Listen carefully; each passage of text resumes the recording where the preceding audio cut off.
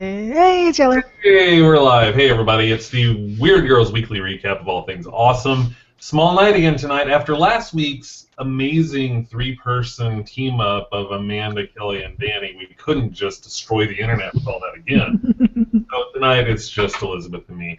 We're cool. Yeah, I mean, last week was a lot of fun, and we'll try. Yeah, it is kind of hard to compete with those three together. Oh. Yeah.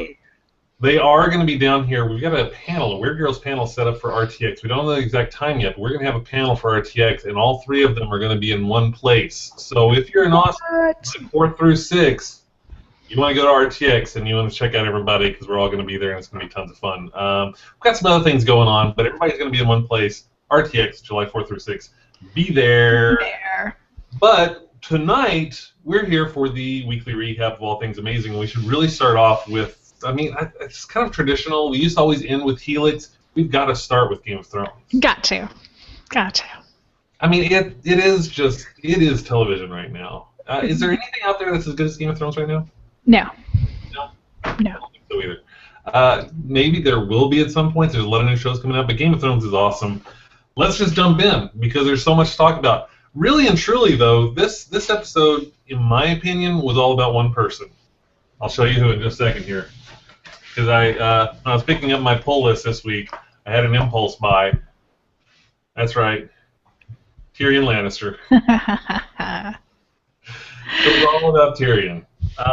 So cute. I don't want to say all about Tyrion, but it was a lot about Tyrion. I mean, we really did start the trial of Tyrion Lannister, and it was a lot about that. Even when he wasn't on trial, it all seemed to kind of revolve around that. So why don't we just kind of dive in there? The trial of Tyrion Lannister, it is not a trial. It is It's ridiculous. It's the defense does not get to call or question any witnesses. They just bring up a bunch of people that tell things out of context without any kind of Completely circumstantial.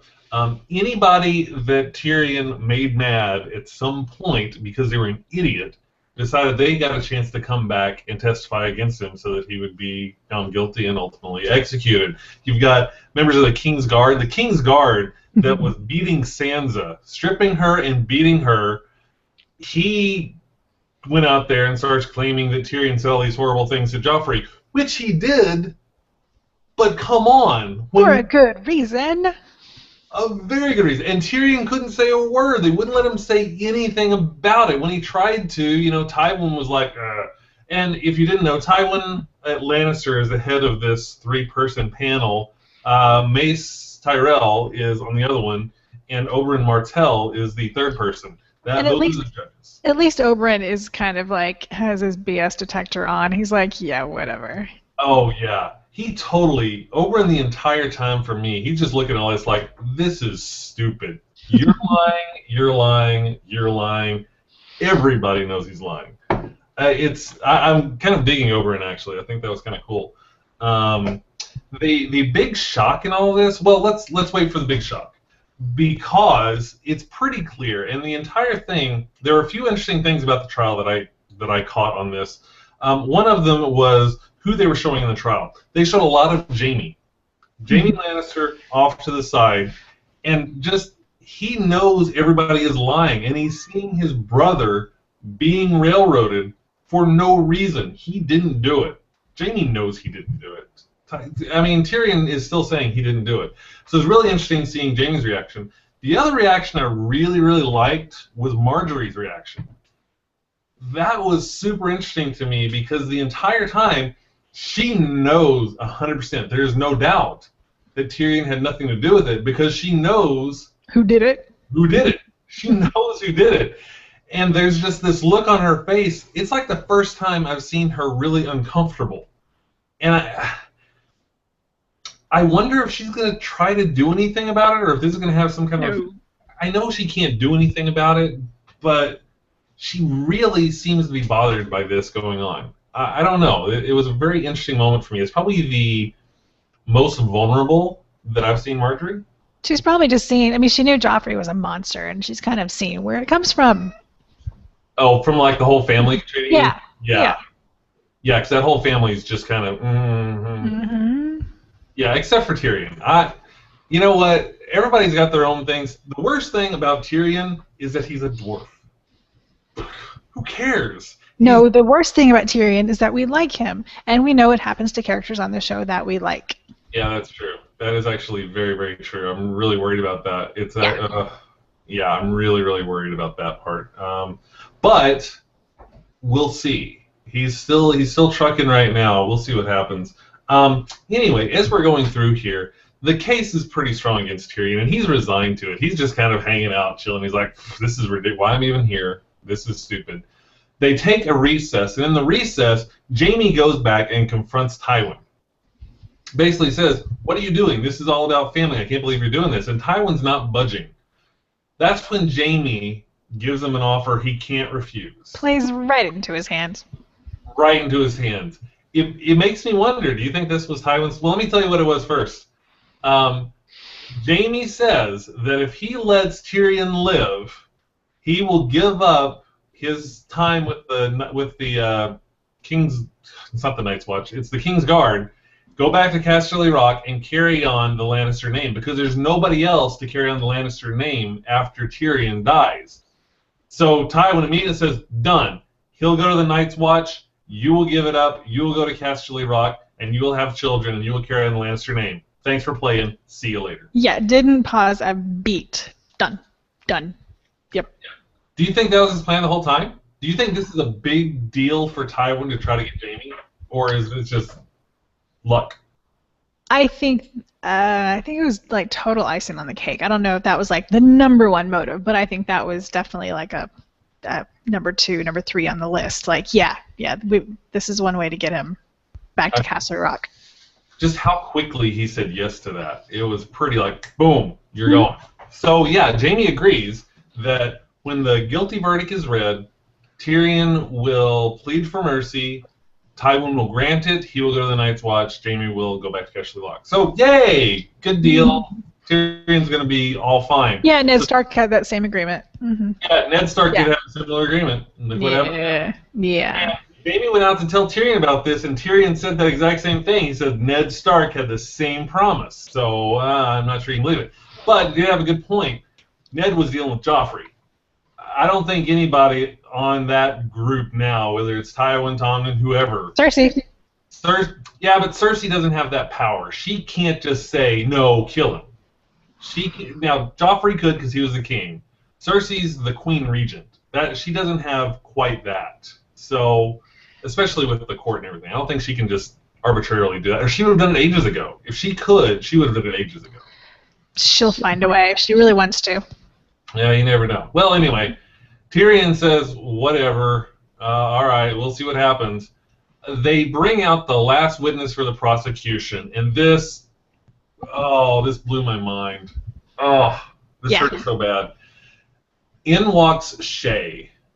That's right. If you don't remember Shae, which you should, Shae was Tyrion's long-lost love. I shouldn't say that. He forced her to go away because Cersei and Tywin were going to have her killed because they just saw her as a whore. She was a prostitute that Tyrion fell in love with. They loved each other.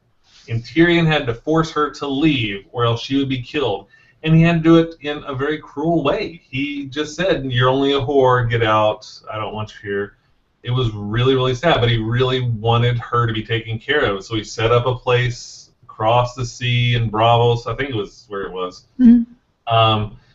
And yeah, as far as he knew, she was gone. Well, then she showed up in the trial and testified against Tyrion and basically twisted their entire relationship into this thing where he had captured her and forced her to be with him, and that he killed Joffrey so that he could sleep with Sansa because Sansa was still mad about Robb Stark. Just all these things. Half of it was a twisting of the truth. Half of it was a complete bald-faced lie. It was heartbreaking. Yeah, and Tyrion was just devastated. Devastated. It was really, really tough to watch. And everybody's saying right now is the last 5 minutes of this episode will be his Emmy reel for this next year because that was crazy. He broke down and he starts yelling, I'm going to confess. Well, actually, at first he told Shay. He said, "Shay, please don't," and she just looked at him and said, "I'm only a whore." That's pretty much exactly what he told her to get her to leave. So we know Cersei like orchestrated the entire prosecution, if you want to call it that. Was Shay forced to say all that, or did she volunteer? I mean, it was. I don't know. I am really torn. I really hope she was forced to say it. She was really hurt when Tyrion, basically yelled at her and told her to get out. Rightfully so. Yeah. But yeah, I think that Cersei forced her to do this. That this was part of whole Cersei and Tywin's plan, and they were able to use her to come in and testify against Tyrion. God, I hope it was forced, because I really hope Shay's not that spiteful. I mean, that's just, and that would just be devastating to Tyrion. I don't know. What do you think? Is that Cersei's plan or what? I don't know. That's why I asked the question.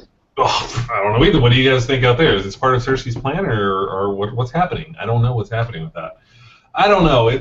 Oh man, that was really painful. And it basically broke Tyrion. He lost it at that point. The look on his face was just... painful. It was just... Yes. And he starts yelling, "I want to confess. I want to confess." And Tywin's like, "Are you going to confess? Did you kill Joffrey Baratheon?" He's like, "No, I didn't." And he just starts ripping into everybody. "I didn't kill Joffrey, but I wish I had. I saved this city. I saved all of you, and you're putting me up here. I wish I could kill you all," and just starts ripping everybody there, and everybody like, "Oh, I can't believe he's saying this. Oh, that's crazy."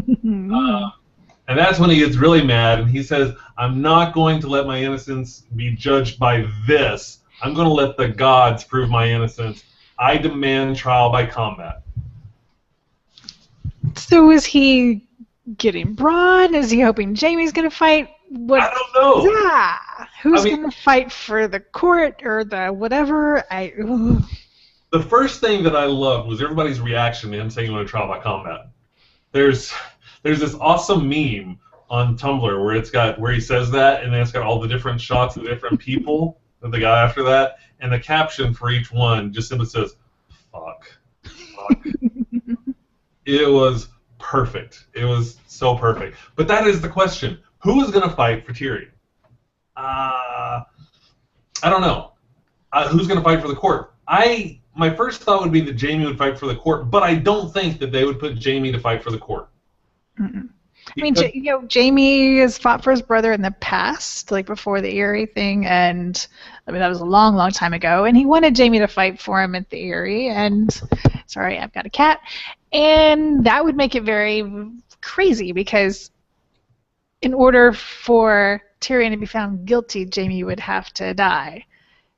No, in order for Tyrion to be found...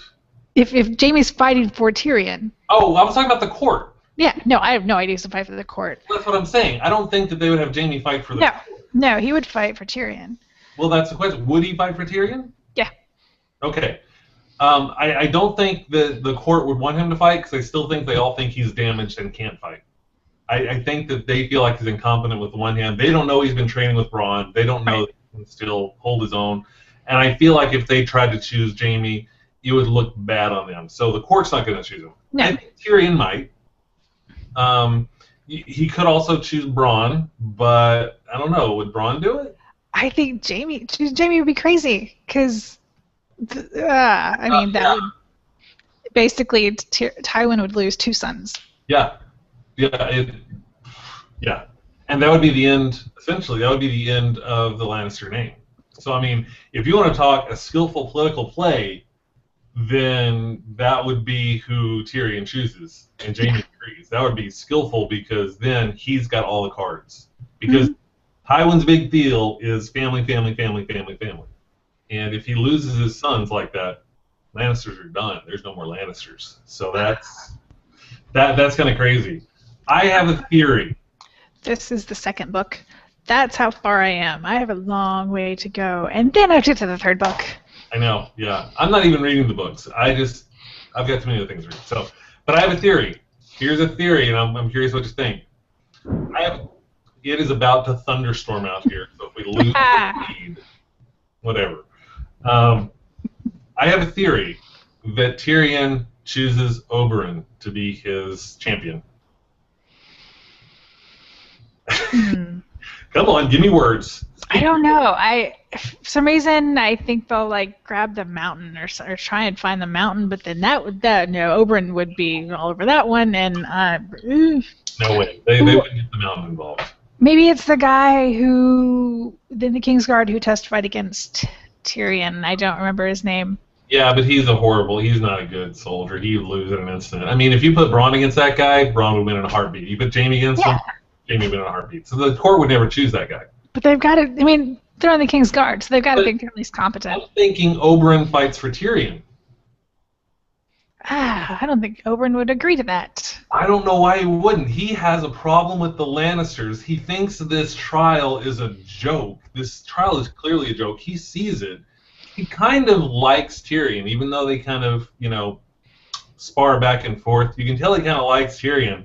Mm-hmm. I kind of feel he might want to do it just to be a slap in Lannister's face. Now, I don't know if there's some rule against a judge doing that, but I would like to see Oberyn fight for Tyrion.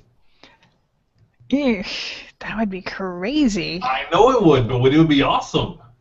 It would be super awesome. I mean, the big question of the day is who's going to fight for who? We have no idea. Yeah, I would think Tyrion's champion is more, I don't know, easier to guess than the court. I have no idea. I think Tyrion's champion is going to be either Jaime, Bronn, or Oberyn.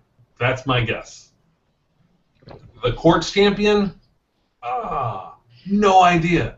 No idea. Couldn't even tell you. Could be someone we don't even know. Just some random person. Could be. I mean, there's enough people. I'm sure they could just draw somebody out and say, "Hey, you go fight." Yeah, we'll see. So I don't know. It's crazy. The trial is crazy. I cannot wait for next week to find out what happens to this. The last time there was a trial by combat, Tyrion used trial by combat in the Eyrie and won. Bronn won for him. So that'll be interesting. And I'm curious, if he wins, that means as far as the law is concerned, he's innocent, right? Yep. Found innocent. God say he's innocent. God say he's innocent. Therefore, good old Tyrion is back. We'll have to see. I think it's going to be Jaime with the golden hand. You think Jaime with the golden hand? Sounds like a game of Clue. Jaime with the golden hand in the throne room. Yep. Whatever. What? In all the early season, before the season even started, we saw tons of previews, and one of them, Oberyn was fighting someone. Yes, that's kind of where I got the idea in the first place. Yes, I forgot about that. He's jumping around doing splits and throwing swords. Yes, and his cape thing or whatever cloak thing is flaring and. Yeah. I think that's just clothes, but whatever. I don't know what they're called. Clothes. We'll call them clothes. I think that's what. Yeah. We'll call them clothes. But I don't know. I think that it would be really crazy if Tyrion chose Oberyn and Oberyn fought for him and won. And talk about a slap to Tywin Lannister at that point. And that's all Oberyn wants. He's on the small council. He's on this trial, and then he fights for Tyrion. Come on, that is a slap to Tywin Lannister. Absolutely. Huge. So I would like to see that. I don't know.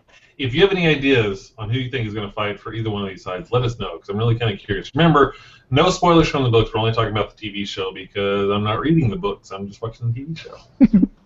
And I'm 800 pages behind the last season, so. It'll be a while for us. Yes. I don't mind that. I don't mind not reading the books until the show's over. I'm good with that. Some of the things that happened in there, I mean, obviously the trial of Tyrion was probably the biggest thing.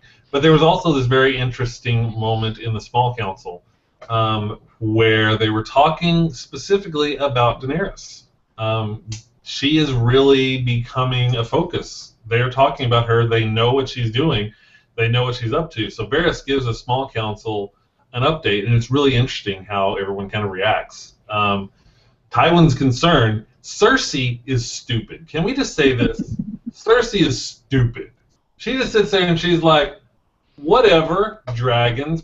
She's a girl, baby dragons. Baby dragons. Whatever. I mean, it's insane. You know, Varys goes through and says she's got 8,000 Unsullied, she's got 4,000 Second Sons, she's got however many ships she's got 3 dragons, and so she's like, baby dragons. Oh God, Cersei, she just goes away. I don't like her at all. Anyway, there is discussion, and they really start to realize that Daenerys is someone they're going to have to pay attention to.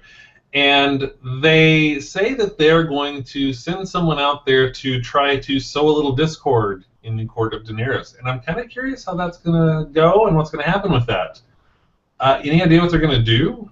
I don't know. I mean, they had Ser Jorah for a while, but he's clearly, He is clearly Daenerys' buddy now, but Daenerys never knew that he was sent there to spy on her in the first place. True. So they could come in, put a little bird in her ears, like maybe he's not as loyal as you think he is, and cause a little strife. Which that would cause some strife because Jorah is all about Daenerys. There is so much like adoration in Jorah for Daenerys. It's ridiculous. Ridiculous how much it is. But that was interesting to me. I think we're definitely going to start to see some more crossover between Essos and Westeros. Yay. About time. I'm ready for it. Speaking of Daenerys, while we're there, when we left Daenerys last week, she was talking about how she was going to rule as queen. The slavers had started to reassert control in some of the other cities that she had liberated, and she was going to rule and say, no, I'm not going to let these people slip back into chains again. That's not going to happen. So she decided to start ruling. And holy cow, it was a great scene where she was having to take supplicants to come in and talk about everything. And, I mean, it started off, the goat comes in with the charred remains of his goat. It says, hey, your dragon ate my flock of goats. What you going to do about it? It's very interesting because I think Daenerys is starting to see that there's more to this than just marching an army across the countryside and saying, I win. You really do have to take care of things. She agrees to pay this goat herder 3 times the value, which, if you noticed, Jorah and, I forgot his name, the other guy. It's like Ballister. Barrister. There we go. Selmy. So Jorah Mormont and Selmy both kind of looked at her like, you can't afford to do that. Because if she keeps doing that to everybody that has been wronged, they're going to be out of money really quick. So she's still got a lot to learn about this. And it was really interesting, too. The next supplicant that came down was the son of one of the rulers of Meereen before they took over. He was actually one that she had crucified. And, he said he did not want to do that. He tried to stop them but was overruled. He also renovated this castle. He was a man of letters and learning. He did a lot for the city, and you crucified him. And I think that was the first time Daenerys was ever confronted with the fact that something she had done was unjust. Yeah. I think that's interesting because she really started to see the effects of her decisions. Whether she's not infallible. She makes mistakes, and I think she sincerely felt bad for the situation. Unfortunately, even after this guy left, she still had over 200 supplicants to deal with. 212. The line stretched way out. Way out around the corner. People wearing their costume. Back and forth. So it's interesting. Daenerys is having to learn how to rule, and I think she's going to have to start delegating at some point. Yes, definitely. And I don't know. I mean, it seems like she should have money. She's gone from city to city to city to city, but this was like the first time where she was trying to stay strong and like, no, I had to prove a point. I had to, get retribution for these poor innocent children, and I think she actually saw that, it affected a person. It wasn't like this just, faceless thing. It's like when you see someone in front of you, it's like, oh, this actually had a consequence. Right. Yeah, I think it definitely showed a consequence for her, and I felt a little bad for her, but she's got to learn this stuff. She wants to rule. She's got to go out there. I don't know. We're going to see a lot more. I think we're going to see a lot less of Unsullied marching into cities and a lot more of Daenerys getting the intrigue part of ruling pretty soon. I think she's at that point. I mean, she owns Slaver's Bay, essentially, so she's going to have to start ruling, like she said. It's interesting. We'll kind of see what happens. I'm curious. Mhm. What else was going on? I was thinking so much about Tyrion's trial. I don't remember the other stuff. There was two other little stories. One of them was Stannis and Davos going to the bank, the Iron Bank. Yes, that's how we started it off with Mm-hmm. Stannis. Oh yeah, Stannis begging for gold at the Iron Bank, and the Iron Bank's like, no. That was pretty much it. First of all, if you notice, the guy that was running the exchange of the Iron Bank, yes, he's Mycroft Holmes from Sherlock, the BBC series Sherlock. Perfect casting. Yes. Perfect casting. This guy was awesome. He was just great. And he's basically just sitting back there, hey, what's up? You do stuff. We look at numbers. Your numbers are bad. Bye. That was the entire conversation, really. That was it. And your books have words like usurper and tyrant and whatever, and ours just have numbers. Yes, numbers are reliable. Numbers are solid. You know what they are. And they went through and they said, how many men do you have? Well, 4,000. How much food do you grow on your land? None. Those are bad numbers, sir. So, I mean, they had a point. And Stannis was like, all right, you're right. So he starts to take off. But Davos is like, no, wait. No.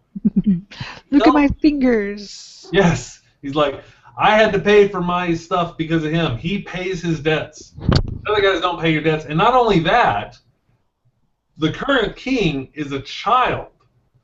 Tywin Lannister is the one pulling all the strings, and he's 67. He's not going to last too much longer. I don't know what the life expectancy is in Westeros, but I got a feeling 67's up there. Call me crazy. Crazy. Thank you. So he made some really good points, and he told them, you need someone who is stable and who pays their debts. We're going to do that. Stannis pays his debts. I got the lack of fingers to prove it.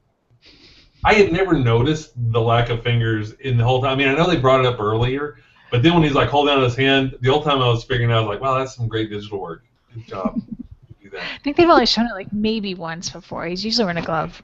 Yeah, he's always wearing gloves, so I never noticed it. But anyway, it worked. They gave him a bunch of gold. Yep. And they're financing Stannis to get some troops and try again and go back. It's interesting. We'll see how it happens. Davos went ahead and he finds his pirate friend that helped him in the first attack against King's Landing, and he, look at all this money I got. You're coming with me again. So yeah, they're building ships. They're getting troops. They're going to go out and they're going to hit King's Landing again. So Stannis is not out yet. He is back because of the Iron Bank. He's going to do something. I don't know what he's going to do. I don't know. I'm really wondering about when is Melisandre going to come back in, and does she have to? I know. Although the other story is even worse than that one. The Theon and Ramsay, that was the other thing that happened. Yeah. I'm so sick of that thing. They if there's one thing, I mean, everyone talks about like the nudity and stuff on the show, but I think the torture of Theon was just overboard. And apparently it's like totally downplayed in the books. I haven't gotten that far yet, but apparently it's totally downplayed. This was HBO just, I think, trying to really drive it in just how freaking crazy Ramsay is. Well, they've done a good job. Ramsay Snow is insane. Yes. Dude's crazy. Basically, it starts with Yara leading a group of Ironborn to go back and basically try to save Theon. They were threatened with flailing all the Ironborn that are in the north and cutting Theon to pieces if they didn't do it. So she was going back to save them because that was just what they did. They needed to do it. So she led a small group. They attacked the castle. They didn't actually attack the castle. They infiltrated the castle. And they found where Theon was. He was down in the kennels with the dogs. And she goes to save him, and Theon starts freaking out. He's like, no, I don't believe it. You're not real. You're not real. He is completely broken. And he just starts yelling, making a ton of noise. And then the alarm is sounded, and everybody in the castle starts coming down. And eventually Ramsay Snow gets down there, and there's a big fight between Yara, the Ironborn, and Ramsay Snow and everybody. And it actually looked to me like the Ironborn were doing pretty good. The problem is that they didn't kill the dogs before they went to Theon. Yeah. If you're ever in a situation where in a place with a lot of vicious dogs, just kill the dogs. Sorry, but you got to kill the dogs because Ramsay let the dogs out and the dogs attacked and they all had to fall back. So Yara and everybody fell back, and they asked, what about Theon? And she just said Theon's dead. He was not going to let them call him Theon. He was Reek. He was Reek. He was Reek. And she was good and loyal. I'm good and loyal. Yes, he is completely broken. And Yara just gave up. She's like, he's dead. We're gone. So I doubt they're going to come back for him again.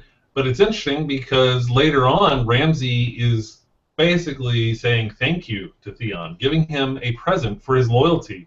He lets him take a bath. I was so worried he was about to cut something off. I was like, ugh. I didn't know what to think of that. It was creepy, and because he said he was going to keep sending pieces of Theon. Yeah, and it's like, oh, don't cut something off. No.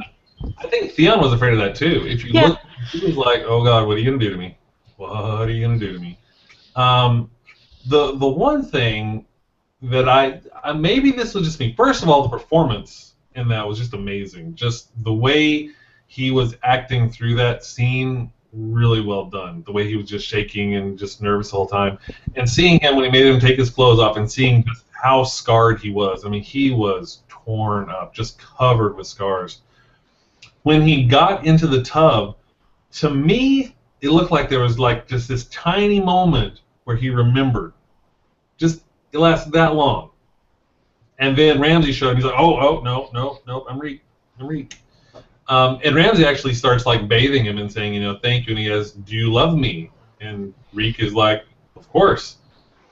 And then it was really, and he said, I need you to do something. I need you to pretend you're someone you're not to help me. He's like, who do you need me to be? He's like, I need you to be Theon Greyjoy. And that was so twisted to me. I know. It was so twisted.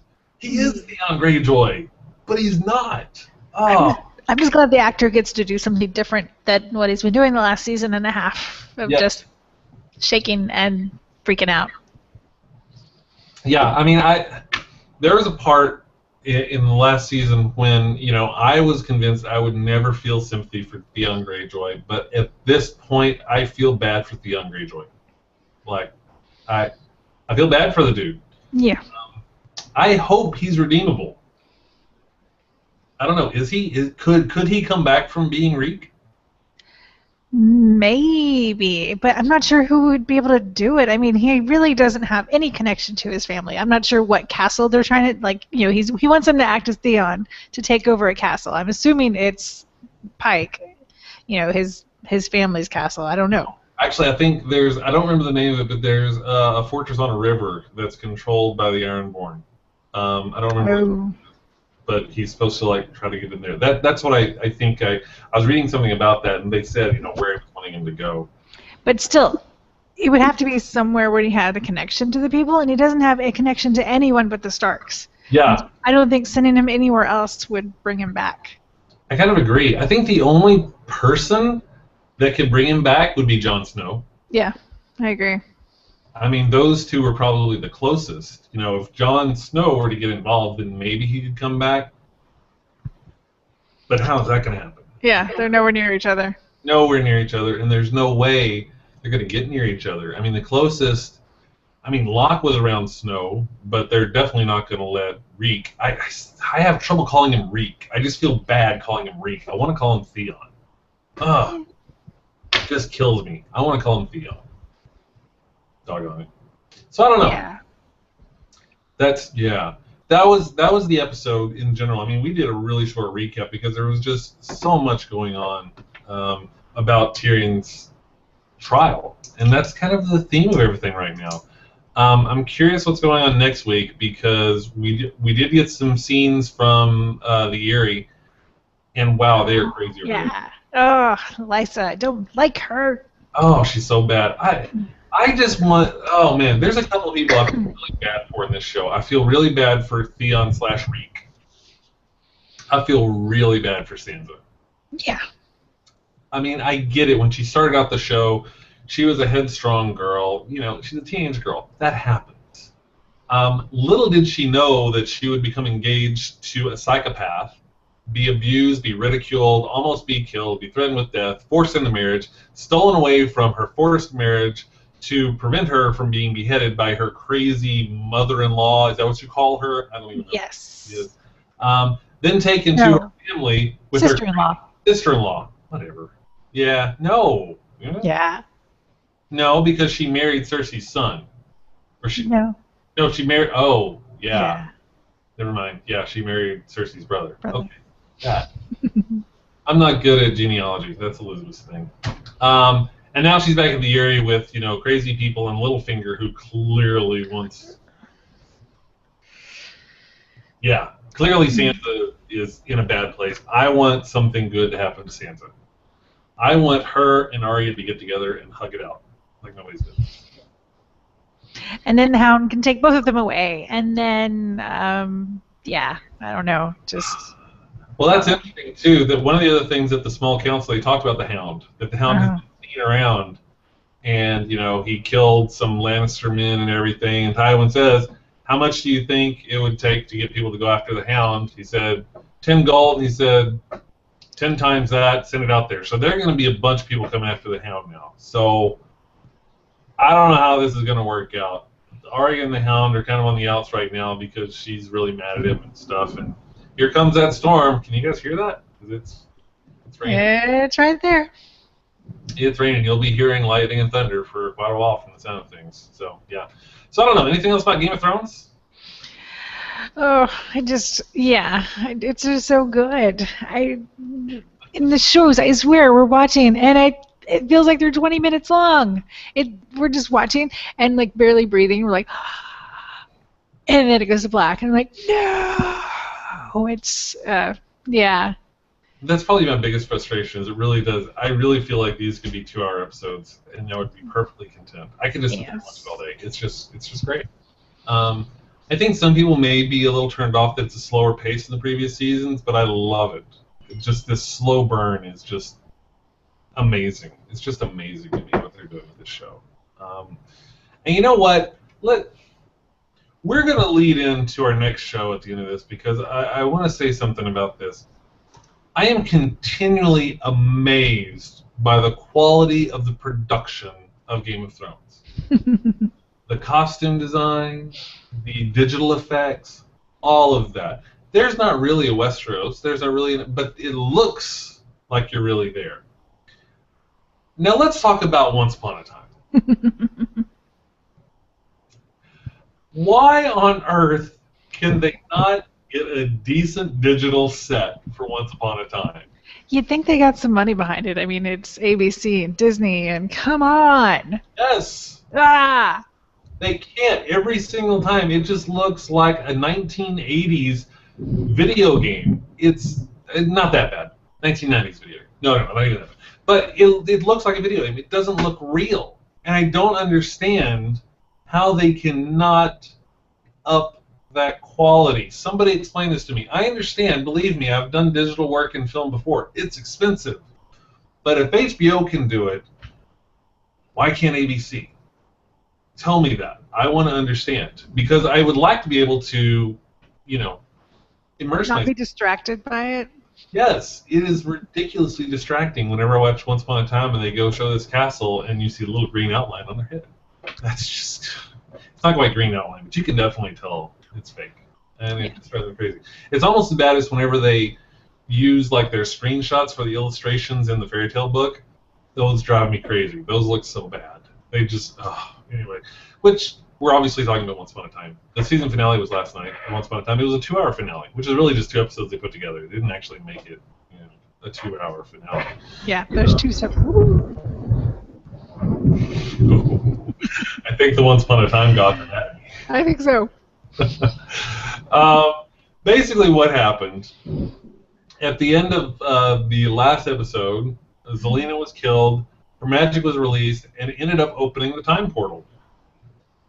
That's not good. No. No, not good at all. And I'm not sure I understand how that worked. No. Okay. But it did. Yes.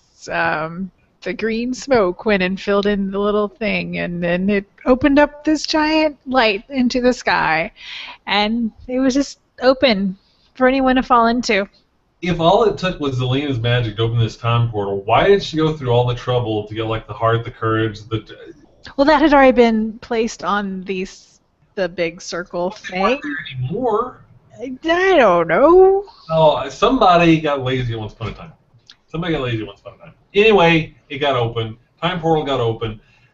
Now, Emma had gotten frustrated because everybody wants her and Henry to stay in Storybrooke. She's like, no, I want to go back to New York where we were happy. Well, okay, but your family's here. She got frustrated and took off. Hook was like, let me talk to her, because he's dashing like that. And Henry said, here, take the book. Yes, take the book, because it'll help her remember where she's from. Okay, cool. So they go out, and they're chatting, and that's when everybody starts noticing this big pillar of fire in the middle of Storybrooke. Now, most people would be like, what's going on? Well, Emma says, let me run towards it. Yep, she does. Emma runs towards it with Hook right behind, and they get sucked into the time portal, and the portal closes behind them. Yay! Where are they thrown? They are thrown into the Enchanted Forest. Because apparently that's how time travel works. It takes you wherever you were just thinking about. And they had been reading the book.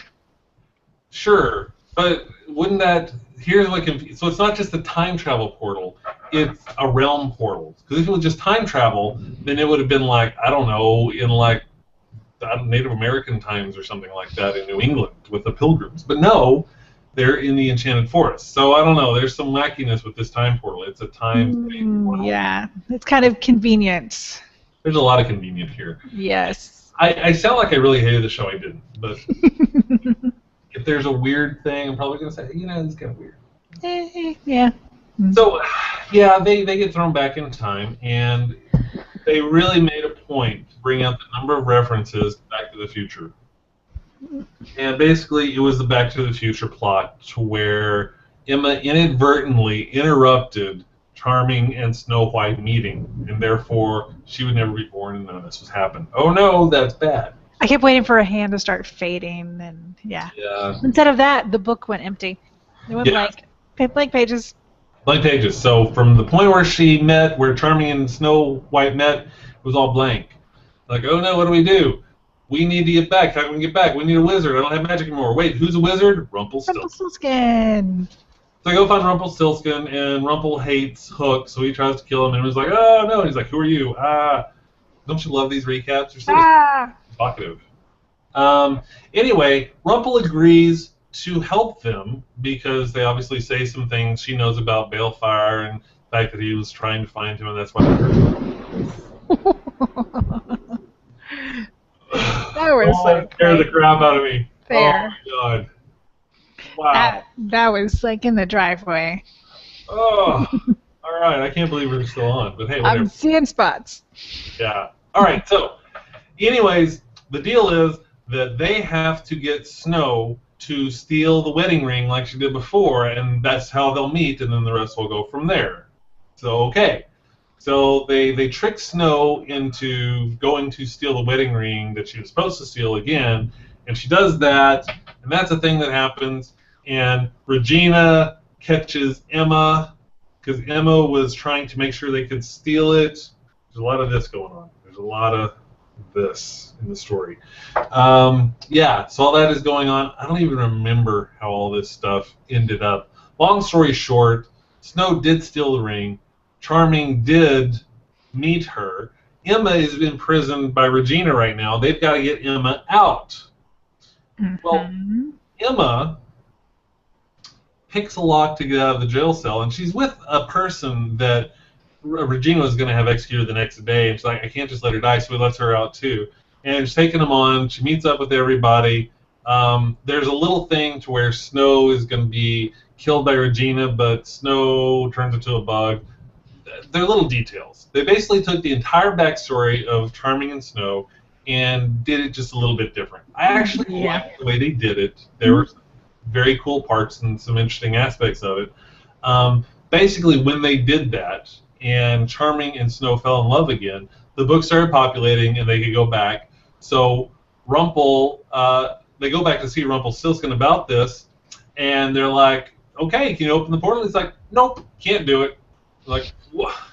What are you working on? He's like, well, this is a memory potion because I can't remember you being here, or else it'll affect everything. So this is for me, so I can forget you.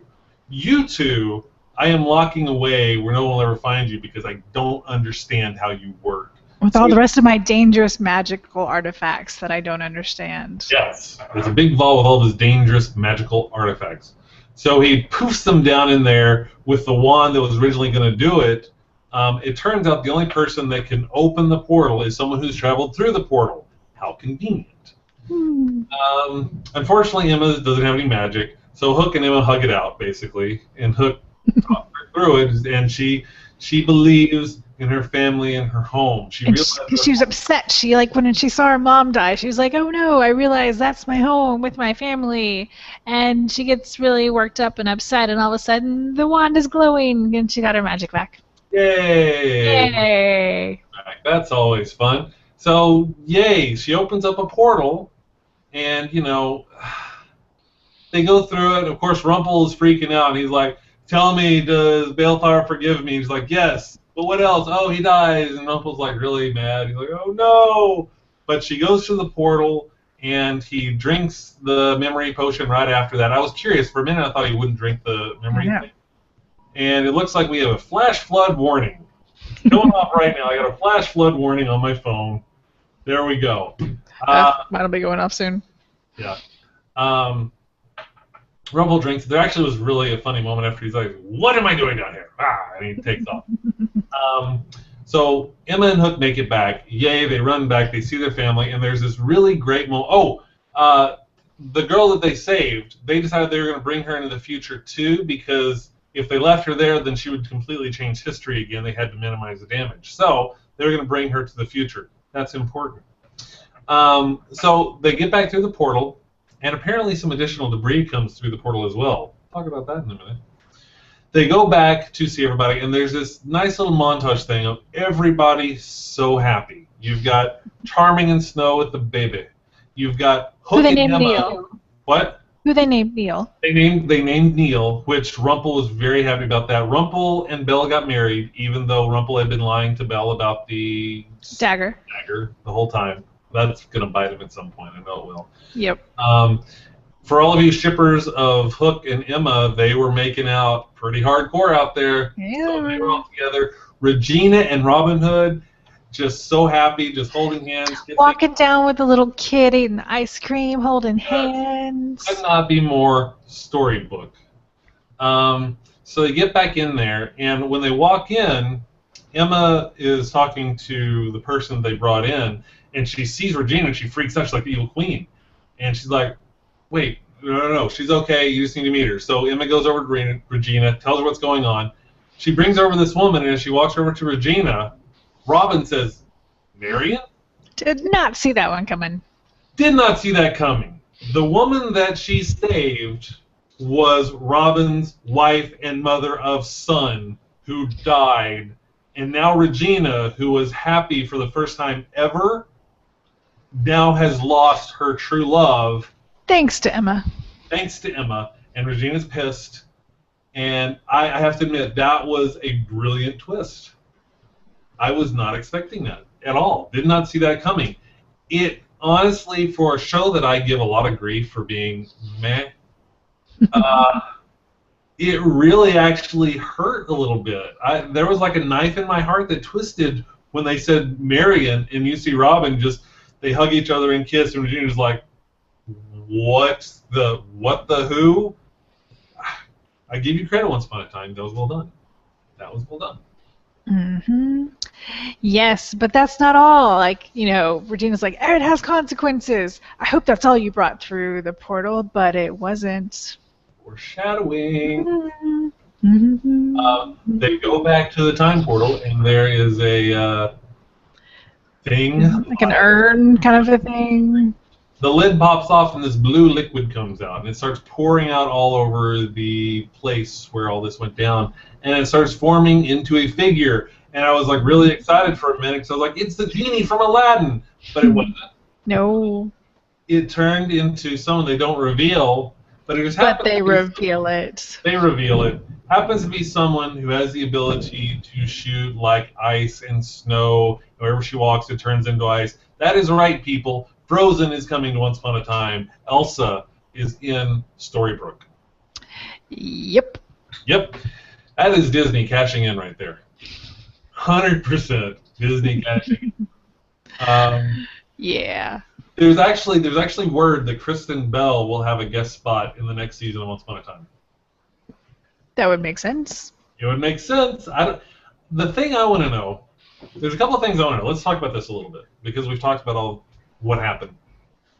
Do you think Regina is going to go back to being evil because of Marion and Robin? Oh. I don't know. I mean, she made such a big deal about, I've got light magic now. That's how she, helped defeat Zelena. And but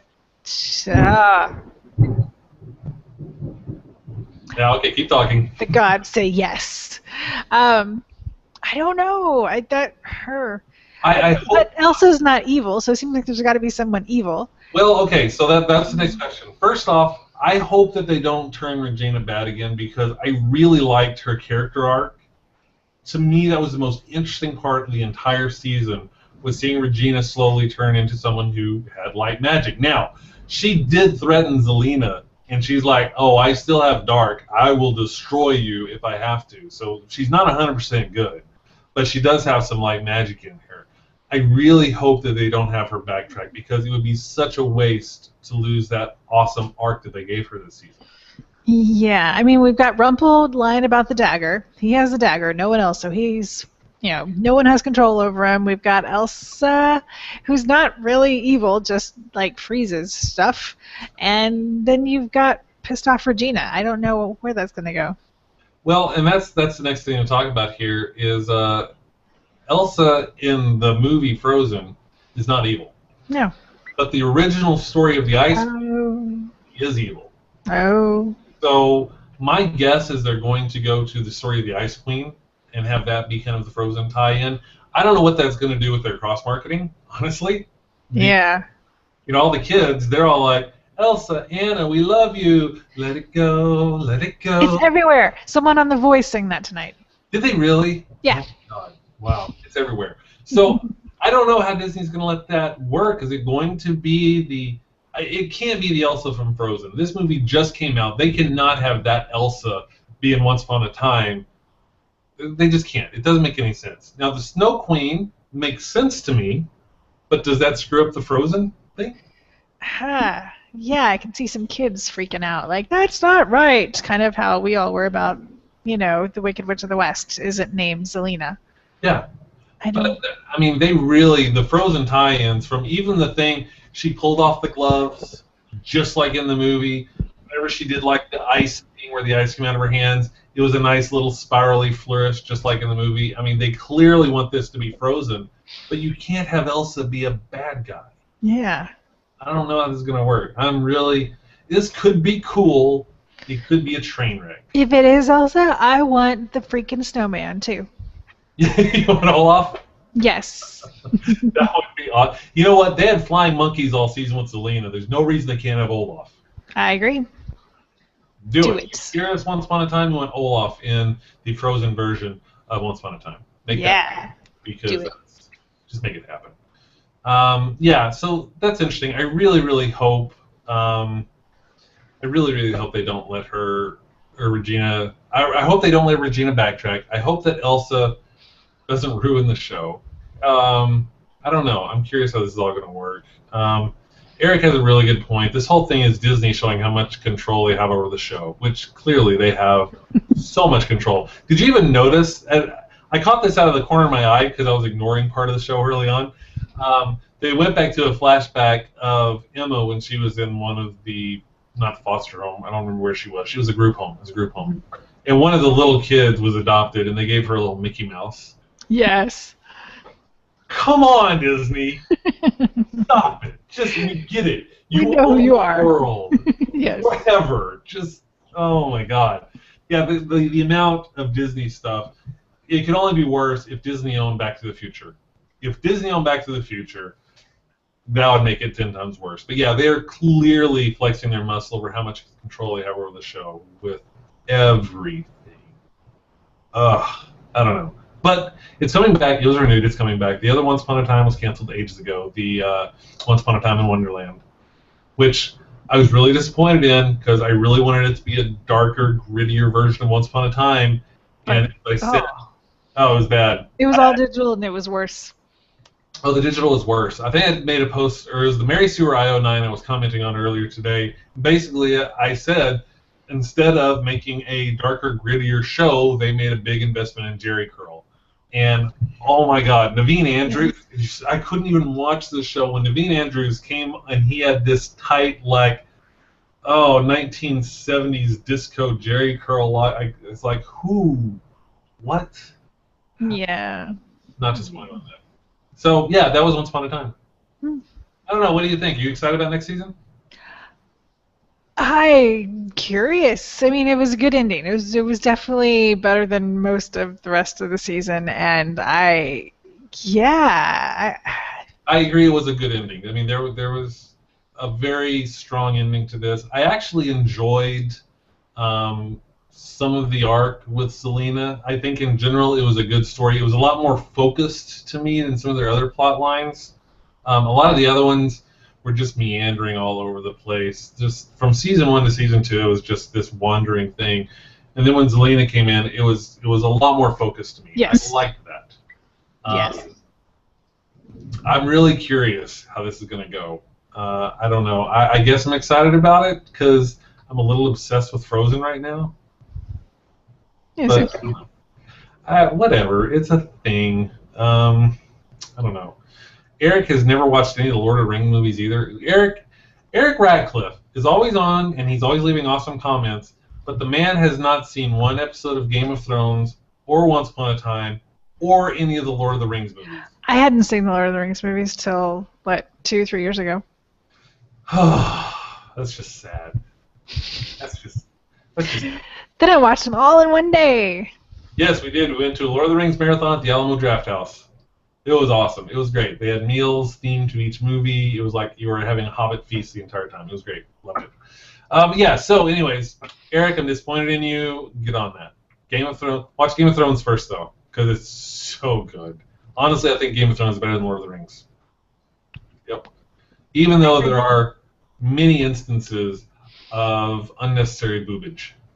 Yes, but at least there's no wizards who don't really use their magic, and eagles that are underused.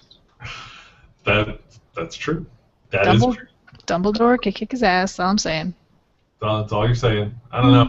There's actually reasons, but that's another show. It's another show. Mm-hmm. Yeah. Move on. No. We've never had that conversation before. No, never. Moving on. We could talk about Believe, but we're not going to. Partly because we didn't watch it. Yeah, part of it is the reason because I didn't watch it.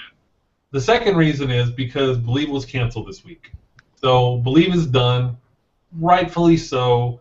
So I have no interest in watching the last couple of episodes because honestly I've got better things to do with my time. I really am disappointed about that. That was a show with some great people on board producing and working on that show, and it just never caught. So I'm really disappointed that Believe didn't catch, but really and truly, it should have been canceled. It was not up to snuff with everything else. Unfortunate, but we're not going to talk about it. That's what we're going to do. But we can talk about Mad Men. You want to talk about Mad Men real quick? Sure. This was crazy. Oh my God. Hold on. Okay. So it started out kind of weird. Stan and the rest of the creative crew found some of Lou's comics that he's trying to make. They left him on the Xerox machine, and they gave him grief about it, and he got mad, and so he kind of made them all stay late, which screwed up Don's plans to go to California because Stephanie, which is Anna Draper, his fake wife, the real Don Draper's wife, her niece called him 7 months pregnant and broke, and so he sent her over to Megan's house and said, I'll fly out there and see you. But then Lou screwed up the plans, yada yada yada. Anyway, he gets out there, but Megan kind of got jealous for some weird reason, even though there was nothing had ever happened. He treated her like a niece. It wasn't like he'd ever hit on her or anything. And she kind of made her take a bath, gave her some food, wrote her a check, and sent her on her way. Like, and just told Dawn, oh no, she just wasn't she wasn't comfortable, so she left. Didn't say like I ran her off or anything. Anyway, so Megan was gonna have a party that night with all of her acting friends, and they all come over, and she's like, she's got a friend who's helping her throw the party, and it gets kind of crazy, and at the end of the night, like Dawn totally sticks out. I mean, everyone's kind of dressed in like LA 70s clothes, and he's still wearing a sports jacket. It kind of cracks me up. And they're all smoking weed and playing music and dancing, and he's just standing there. Unfortunately, what's his name? Harry, I think. No, the guy who does the media. I forgot his name. Anyway, he shows up with a girl. Of course, he's married. Not realizing it's Megan's party, and so Dawn's ready to get out of there, so they head to a bar where he tells Dawn some information that Dawn wasn't really supposed to know about. Basically, it's kind of a plan that Lou and Jim have to get rid of Dawn. They're bringing in, I think it's Marlboro, who, if you remember like a few seasons back, Dawn kind of, to save the agency, kind of screwed over a different tobacco company, and so there's no way that Marlboro would ever work with him, so that was going to be their way to get him out of the agency. Yeah, so Dawn's like, well, all right, so next day obviously he's going to fly back, but in the meantime he gets back to the party just ended, and Megan and her friend are kind of cleaning up, and Dawn's like, well, good night everyone, goes into the bedroom. The other two follow, and they talk Dawn into a threesome. Wait, which other two? Megan and her friend Amy, I think it's named Amy. Denise? No, Stephanie, no, Megan chased her off. I lost track. I don't even know who Megan is. I wasn't paying attention. Megan is Dawn's wife. Megan is Dawn's wife. Yes, Stephanie is Dawn's niece, who Megan got jealous of and like wrote her a check and kicked her out. Okay. And Amy is, I think it's Amy, is Megan's acting friend. And I think this is more Amy's idea than anyone's, but Amy talks them into a threesome. And you can have Dawn, and of course he got into it, but at first he wasn't really getting into it. And Megan was acting like she was into it, but anytime like Amy would kiss Dawn, you could tell Megan was not getting into this at all. And I think it was just kind of like something Megan's going to use just to kind of end it all. I don't know. You just reminded me, there's a friend of mine ages ago, back when I was in college. I was talking to her one time, and she was talking to me about her boyfriend at the time had talked her into a threesome. And her reaction to that was, it sounds great on paper. And then once you get there, it's nothing but awkward. Yeah, the next morning was so bad, and you could tell, they just all wanted out of there. And, yeah, they all just kind of ran in their opposite directions. And, yeah, it's going to come back up, and it's not good. It won't be good. Oh, God, what else? Sally had to come home from school. That's Dawn and Betty's oldest daughter. She had a broken nose. They were sword fighting with golf clubs like all teenage girls do.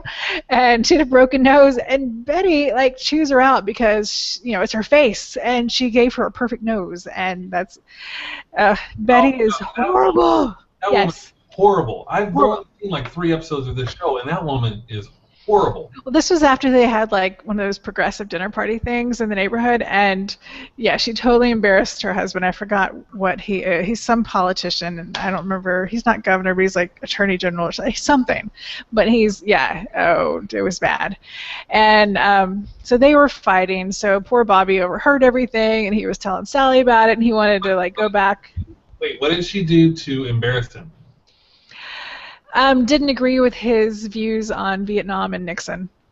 Oh, so it was a 1960s embarrassing thing where the woman shouldn't speak against the guy. Exactly. Yeah, she's like, well, you didn't tell me what I was supposed to think. Okay, well, screw you, dude. That's all I can say to that. I don't even care. I think she's a horrible person, but that's stupid. So yeah. So that's what happened to them. But then the big story, oh my God, this was just So Ginsberg, he's one of the quirky guys on the creative team. And he said a few weird things throughout the last few seasons, and you're just he's funny. Well, the big thing was they lost their creative lounge, which was in kind of what set this agency apart. They had this really cool thing in the middle of their whole office, and couches and tables, and it was really cool for all the creative team. Well, they replaced that with a giant computer. So you can imagine, this is like 1970, how big the computer is. It's huge. It's in this glass thing, and it hums. And it's driving Ginsberg crazy. Literally crazy. First, he's like, and they're on a Saturday, he's trying to work. He like shoves Kleenex in his ears, and that doesn't work. So he goes to Peggy's house and just shows up. And he tells her, no, the humming, it's making everyone a homo. And she's like, what? And it's like, you just need to come. And then he like tries to make out with her, and she's like, you need to go. You need to take a day off. You need to go. Oh my God. He shows up Monday morning. It's like, I need to apologize. It's just the humming. It's this machine, and it's out of me. I'm calmed down now, and I need to give you this token of appreciation or something. I forgot exactly how he said it. She opens up the box, and it's some sort of bloody. He cut off his nipple and put it in a box and gave it to her. What? Yes. What? Yes. What? The bad juju, whatever energy, he had to cut it off to get it out. I don't know.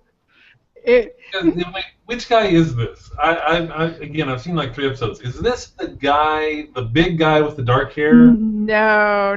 He's a little guy with dark hair. Little guy with dark hair? I can't even. I shouldn't even. Now in the 70s, he's got like the mustache and kind of a shaggy, curly thing. I think he's Jewish. Yeah. I mean, like, in hindsight, people have kind of gone back and like, oh yeah, he did kind of make this comment and this comment, but he's crazy. And so Peggy's like, oh, great, and just kind of sits him down. It's like, I'll be right back, and goes out and obviously calls people to take him out on a gurney, strapped down, and yeah, bloody nipple in a box. That's so unlike Mad Men, or at least my perception of Mad Men. It was crazy. I mean, I think on Game of Thrones or some other shows like that, but yeah, wasn't expecting that on Mad Men. No, although they had like a crazy office party in like the earlier '60s, and I guess there was a riding mower company, and someone did get their foot cut off because someone was drunk and drove the riding mower over their foot. Yeah. And wasn't there like a bunch of things where like some guy got hit playing golf or something like that? And there's all sorts of things. Yeah, and Kenny got stabbed in the eye. That's why he wears an eye patch. And, that's right. Yeah. Yeah. So that was but the ending scene was Don makes it to this secret meeting that he wasn't supposed to know about. And yes, and he kind of it appeared like he was kind of throwing himself on his dagger, but really he was making himself valuable so that they couldn't get rid of him, kind of a thing. So yeah, it was good. It was a good move.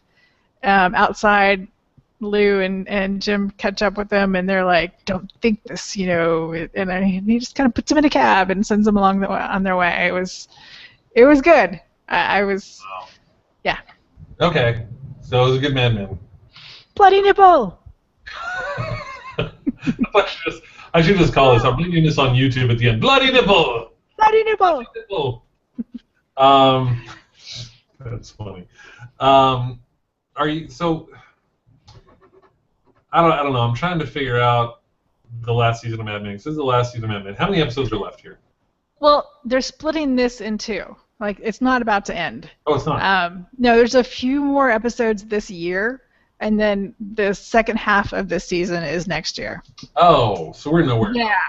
No, I thought we were too. I thought we were getting close to the end over here. All right, never mind. Nope. But it sounds like it's getting to be a good show again. Because I think it kind of didn't it do this a little last season? Yeah, and the hard part right now is like I don't know how I want it to end. I have no idea. I'm like, do I want Don back on top in this agency? Do I want him to say screw you guys and just like make his own agency? He the episode before this. I obviously didn't talk about it last week. He kind of had a little relapse, and he got wasted and almost screwed up because that was supposed to be like one of his stipulations, in the office with his coming back to work. Fortunately, Kenny, or not Kenny, is it Ken? The other dude who pissed his pants. He kind of woke him up a little bit and told him to get his act together, and so he's actually acting like an office employee person and doing what he's told, and Peggy's over him on this team he's on, and he's just taking it. So yeah, I think this latest move, I think he's trying to climb the ladder at the current agency. I don't know. The characters in this, there isn't anybody on this show that I find appealing at all. I kind of hope it ends with him jumping off a building. That's just what I want to have. There are so many other people I would rather have jump off a building, but maybe just have a mass building jump off, something like that. I don't know. There's just nobody likable on this show. There are, but they're very minor characters. Yeah, exactly. Yeah. None of the main characters in this show are likable. It's why I am shocked that this show has been so popular. And now, keep in mind, I don't watch it. I'm taking this from watching a few episodes, and the few episodes I've seen, they're all horrible people. All of them. Not all, but most. A lot. Yeah. Let's say 90%. 90%. Say yes or no. 90%. No. Oh, come on. Really? 90% might be horrible 90% of the time. That's the one good thing. Is that's some 97% of the people believe in global warming, 3% don't. So no, some 90%. bad guys and some things that you've made me watch are so one note and so one-dimensional and Did everybody notice? Everybody watching notice how she said the one that I made her watch? Did you notice? Yeah. But at least these people, you're yeah, you feel sorry for them at least once in a while. It's, yeah, and that's what it was like. Hopefully not people you're related to, but We're all related to people back then. But maybe they weren't like that. Maybe they were the minor characters that aren't so bad. Let's hope so. I know. I hope so. Oh. Yeah. All right, let's move on. Okay. Let's talk about Jim Henson's Creature Shop. Okay. Oh, you sound so sad that we're not talking about Mad Men anymore. No, it's okay. I just don't know how I want it to end. I don't know how to. If I had been watching the show, I'd have an opinion. But the only thing I can think of is him jumping off a building. So I'm going to stick with that. Okay, so let's talk about Jim Henson.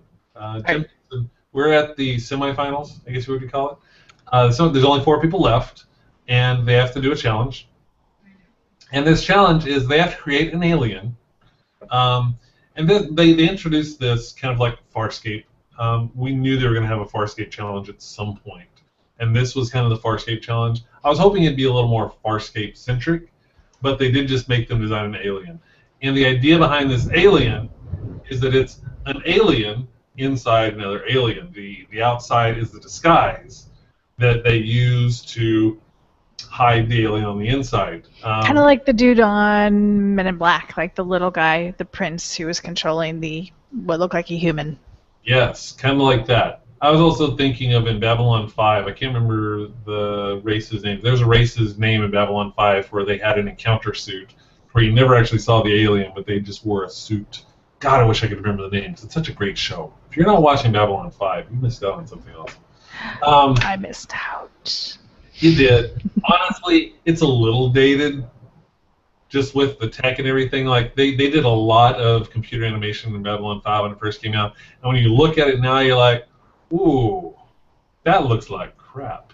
But we're really comparing it to stuff now, which is stellar. So if you can suspend your disbelief enough, if you can watch those old movies with the stop motion skeletons fighting Aladdin, then you can watch Babylon 5. Those are fun. Then you can watch Babylon 5. Okay, so basically, let's go through these things. This was an interesting challenge for me. I had a problem in general with all of them, but let me kind of go through and show you a few of them. Let's show Melissa's first. So Melissa, let me get my screen share working here because I'm slacking off. Screen share. Slacker. Where pretty good. There I it do is. the work. I get you the pictures. Hey, I'm up. Here we go. Look. So, okay, this is Melissa's right here. And the thing about Melissa's is she wanted it to be like an old, frail race. And what you're seeing is the outside suit that is opened up to reveal the alien on the inside. I actually really liked hers for a couple of reasons. I like the fact that she did try to make it look like it was an older type creature, which nobody else really did, but this one did look very aged and wrinkled. I also really liked her exterior alien. And they only had 3 days to do this, so the exterior alien was not fully functional per se. You know, it didn't have much of animatronics or anything in it, so you didn't have the eyes or all that stuff. But I really liked how it worked, and I liked how it opened up. The outside creature was kind of overweight, obese looking. There were these skin folds, like it's multiple chins, and like one of those chins is where it opened up. You can kind of see it in this, and his head pops out and be like, "Hey, what's up?" Yeah, the judge's big critique though was it just looks like a floating head. Like you can't see a neck or shoulders, or it doesn't even appear to have a body. And honestly, I agree with that, and I kind of think that all of them suffer from that to a point on this thing. I think they all kind of have the floating head syndrome, which that was what really bugged me about most of these. They all kind of had that. It would have been nice to see a little definition of the character inside, more than just this big long neck with a head at the end of it kind of thing. But that's okay. Melissa made it through with this. She wasn't anything special, but she made it through with this.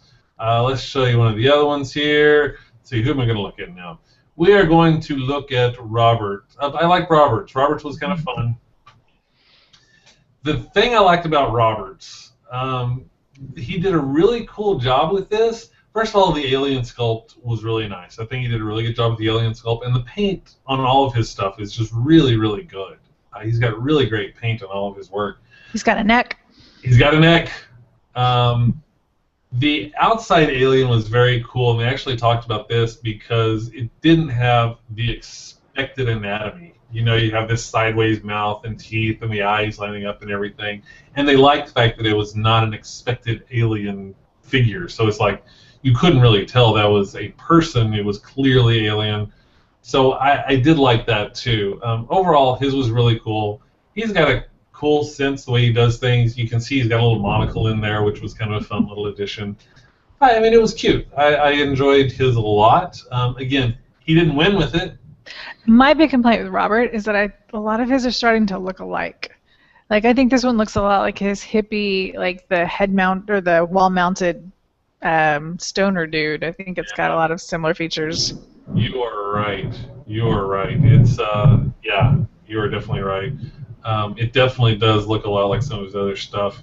So Eric's in the comments. Hi, Eric. Yeah, you're right. Melissa's doing a good job. She hasn't won yet, but she's doing a good job. Yeah, and the thing that was great about Brian's, well, we haven't. Let me show you Brian's. He's talking about Brian. He says Brian's wasn't Brian's. It was Ben's. Ben, yeah. All right. Well, you know what? Actually, Roberts was the one that was camera ready. Yeah, Robert's the one that won, I think. I thought Ben won. Yes. Yeah. So Robert was definitely camera ready. Eric, you're absolutely right. And that's actually one thing that I always look at for this stuff, whether I think it's going to be camera ready.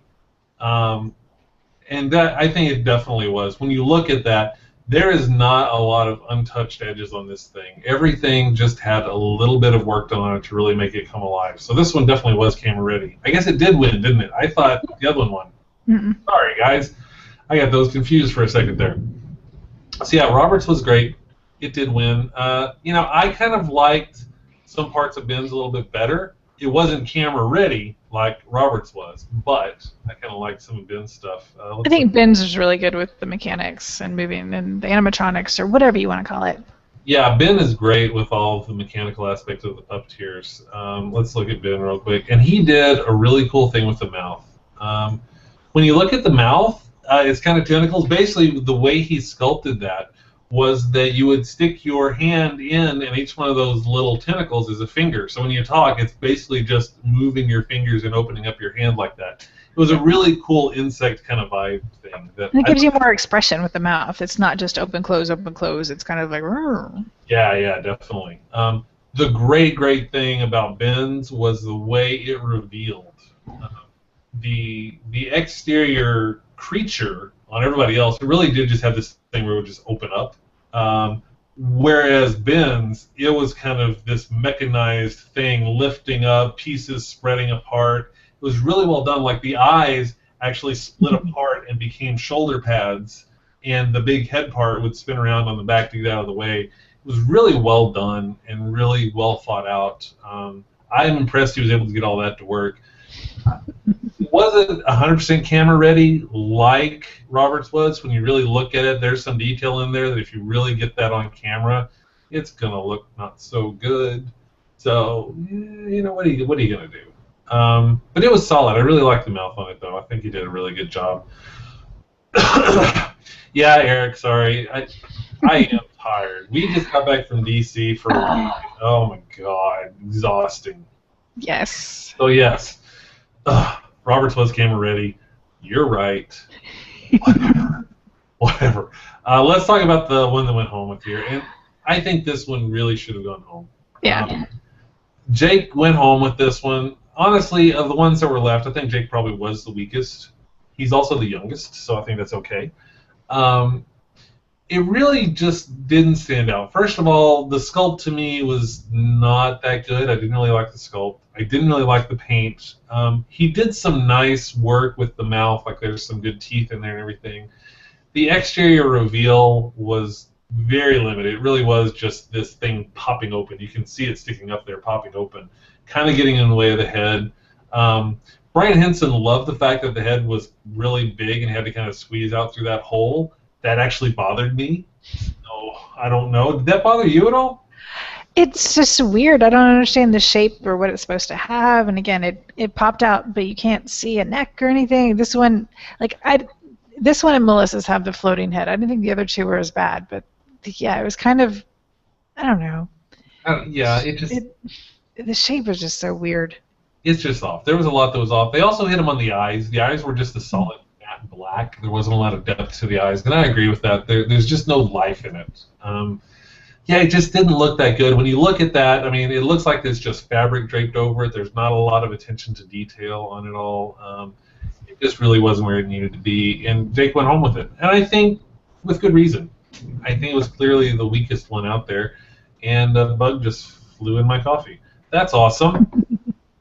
Do I drink a bug? Okay, I'm going to quit talking about my bug coffee. I might fish it out and finish it because I'm thirsty. We'll see. Anyway, I don't know. I think Jake is left. We're going on to the finale with the last three. The last three being Melissa, Robert, and Ben. Eric predicts Melissa wins the whole thing. I don't know. And he predicted that a long time ago. That's pretty freaking impressive. That is very impressive that you've been able to stick with that the entire time. If she wins, I owe you a beer, my friend, because that's impressive. I kind of lean a little bit towards Ben winning the thing because I think he's got the broadest skill set. I kind of hate saying that because Ben's a little, I don't know. Arrogant. Okay, he's a little arrogant. Yeah. But he's good at what he does. He's just a little arrogant. I think Robert's more creative. I think Ben's more technical. I think Robert's more creative. So where do you put Melissa in that? She, I think, is probably as creative as Roberts, and I think she's learning the mechanics. I mean, she's gotten a lot better and a lot faster. They specifically talked about that the previous week, about how much Melissa has learned since the game started. So they can clearly see that she's learning a lot. So yeah, that's a good point. I don't know. We'll really have to see. Apparently, this next challenge for the finale is going to be a big one, and I think that's going to push more into Ben's comfort zone than Melissa's. Maybe she can pull it out. I don't know. Like I said, Eric, if she wins, you called it. I give you props. Well done. Yes, well done. And again, I think everybody in the finale is really good. I'm really kind of excited to see where this goes and what they have to do for the finale. What I'm more excited about, we're not even done with this, but I'm assuming we're going to get a second season of this show, and if we do, I want to see what they do for a second season, because if it's like Face Off and everybody gets better in the next seasons, that's kind of awesome. We'll see. I love when you nod your head. You realize people can hear that, right? It's good stuff. There's so much stuff going on out here. I've got cats. I've got thunder. I know. I get it. All right. Okay. Quit harassing you about nodding your head. Thank Uh, you. Let me see here real quick. So what's next on the list? Oh, Arrow is next on the list. Oh, Arrow. Oh, okay. Before we go on this, apparently Melissa lives near where Jim Henson's studio is located. That's why he has a prediction. So I see what you're doing there. That's a good prediction then. So apparently they've had some conversations on Twitter, and he's using some of his inference to get that. So Eric, we're gonna keep an eye on this. And if you do come to RTX, you got a beer on me. Yep, Melissa wins. If she doesn't win, I get a beer on you. Boom. Okay, so let's see. Let's talk about Arrow, because Arrow is a great show. Oh goodness, you know what we almost forgot about? What? Agents of S.H.I.E.L.D. I didn't forget about it. I thought you were going in some strategic order. No, but I've already said Arrow, so let's talk about Arrow. All right. So yeah, we are at the penultimate episode of Arrow for the season. And this show, I love that word. You like that word, penultimate? I do. It's fun. Sorry, go ahead. It's all right. This show has gotten so good. Did I mention that? It's. I started watching Arrow. I had heard it was good, and I was reluctant. And then some more people told me, Eric, I think you might have even said that I needed to watch Arrow. I'm not sure who really pushed me to do that. But I started watching. It was good. Then it got really good. Then it was like, wow, this show is awesome. Awesome. Couldn't watch fewer than like 3 episodes at a time. Nope. Yeah. And very frustrating now that we're all caught up because you have to wait a week between episodes, and I'm not That's okay. not cool. No, not cool at all. Basically, where we're at is Slade's army of Miracruz soldiers is raging through Sterling City and just destroying the whole thing. It's interesting because Mayor Blood, he is mayor now because Oliver's mom, Moira, was killed by Slade. So Blood is mayor, great. All this is going on, and everybody's freaking out. And the district attorney comes to Mayor Blood and is like, "We've got to do something." He's like, "None, don't worry about it. It's going to be okay. We are going to rebuild this city. It's going to be better than ever." And she's like, "Okay, I'll help you, but why are you so calm?" Well, Blood thinks that he's got the end with Slade, and this is just a reason for him to get more power. They're going to use this. They're going to stop what's going on. It's just going to be a few little riots here and there. Nothing crazy. Nothing crazy. No. Well, then it starts going crazy because some of Slade's Miracruz guys comes in and pretty much kills everybody, including the district attorney, in Blood's campaign and office and everything like that. Actually, he's in office. Yeah, so it's in the mayor's office. They kill everybody in the office. And Blood confronts Slade and says, "This was not the plan." And Slade basically tells him, "That's my plan." What? He's, "Yeah, that's my plan." That's, yeah. If you wanted the short version, that's my plan. Snap, snap. Blood basically tells him that he promised Oliver Queen he would destroy everything he loved. He loves this city. He is going to destroy the city. Like, destroy the city. And that's what's going on there. You've still got Isabel, who... It is so awesome because Isabel, in the previous episode, Isabel had taken on Diggs. She had her swords out, and she was about to just start tearing into Diggs. They fight a little bit, but she easily gets the upper hand on him.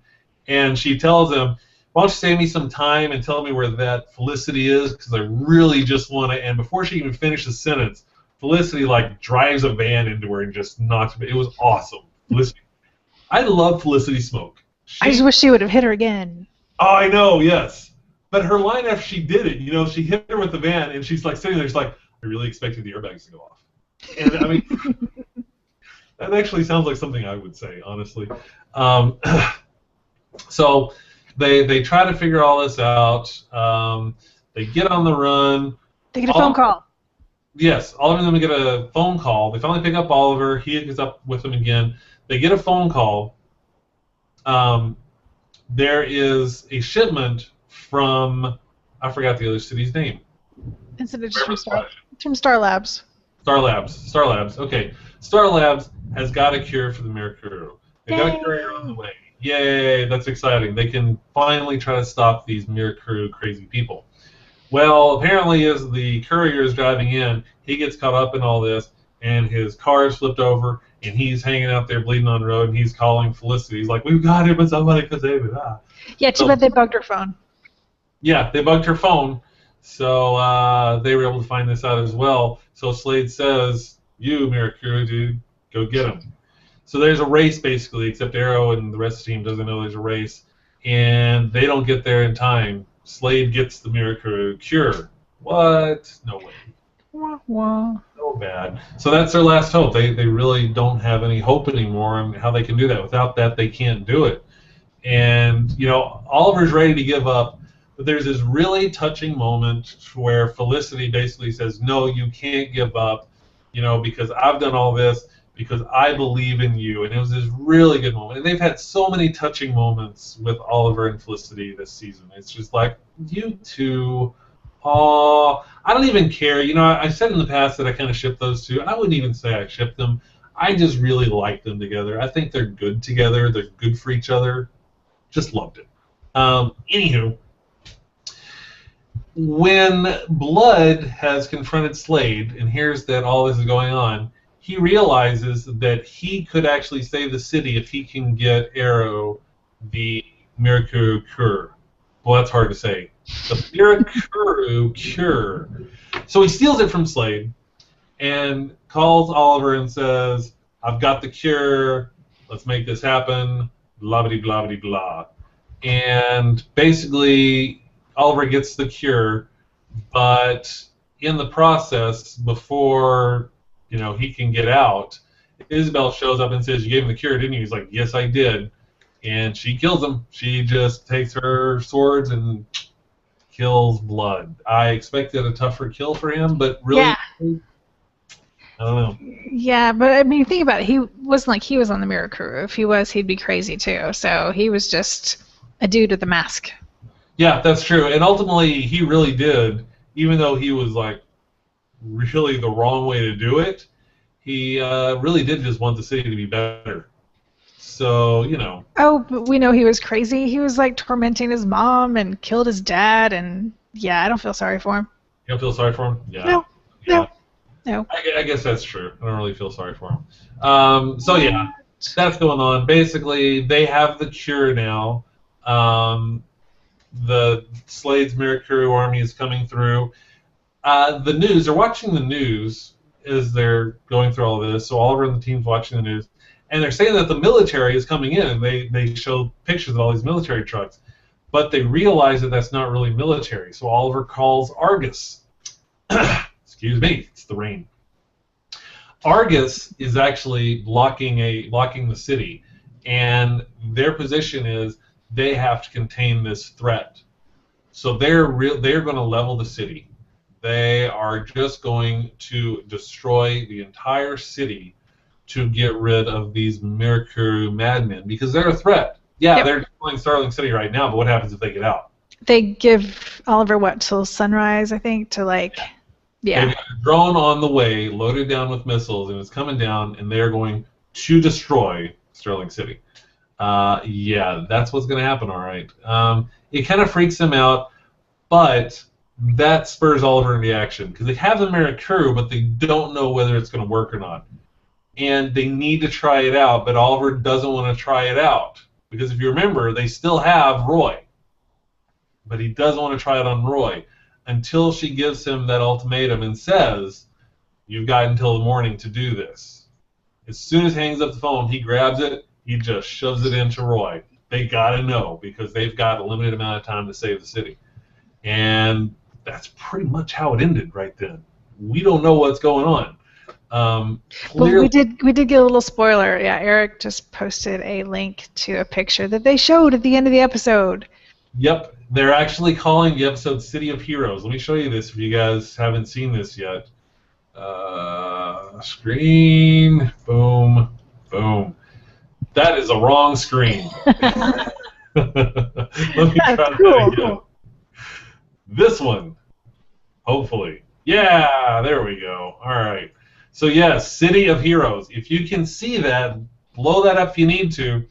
Little bit of spoiler. Looks like it works with Roy because we've got Oliver, we've got Roy, we've got Canary, and it was great. Sarah is back. She saved Laurel. She's kind of remembering or accepting the fact that she could be a hero kind of thing. So she's Who was back. that on the left? Super excited. That looks like Malcolm. Huh?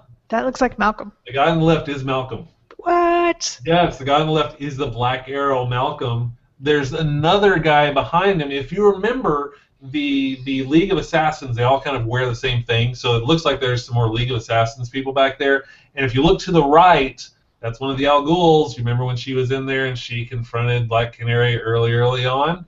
Looks like she's back as well. So I have a feeling Sarah went to get Talia to come back. So there's all sorts of craziness. There's going to be this last episode, which is coming up Wednesday, is just going to be all sorts of things blowing up and people doing things. I am super excited. Yes. Super excited about this. I don't know. I am still blown away at how much I love this show. Yeah. So in all of the announcements, has this one been renewed, or does CW not care and they don't really go with all the rest of the networks and stuff? Oh no, they still have their upfronts and their announcements and everything like that. I don't remember seeing Arrow on the list. Let me see because I haven't heard anything from CW. They had something. Let me look. Eric, do you know if Arrow was renewed? I think it was, but I can't remember specifically hearing about it. We'll see if this is for season 3. We're doing a quick search here. Yes, CW was renewed. Oh, it was renewed ages ago. Oh. So I thought, yeah, this is like from February. Sweet. No problem. Yeah, so we've got more. I figured, I mean, really and truly, Arrow is the biggest DC thing going on right now. It's not the Superman movies. It's not even the Batman Superman movie that's coming up. It's really Arrow. They're the ones, to me, that have really captured the whole spirit of these heroes and everything. So I think CW would be crazy to get rid of Arrow. They did the same thing with Smallville. I didn't really watch Smallville that much, but it was the same thing. They did a really good job capturing the whole comic book aspect of the show. It's a good show. I can't imagine them getting rid of it right now. It's great. So do you think, NBC's got Constantine coming soon? Is that kind of spurred off maybe the success of Arrow or other, Agents of S.H.I.E.L.D.? And it's, I think there's so many. Yeah, there's so many stuff right now. I think it probably is. They're all seeing that these comic book heroes and stories that have these great stories behind them can make good TV. And I've always said, I've been saying this for years, that comic books are the best parallel to an episodic series or a web series. At the time it was specifically about web series because of the shorter format. But that serialized nature of a comic book fits so perfectly into TV, and I think TV execs are just now realizing, oh, hey, this is something that can work. Who knew?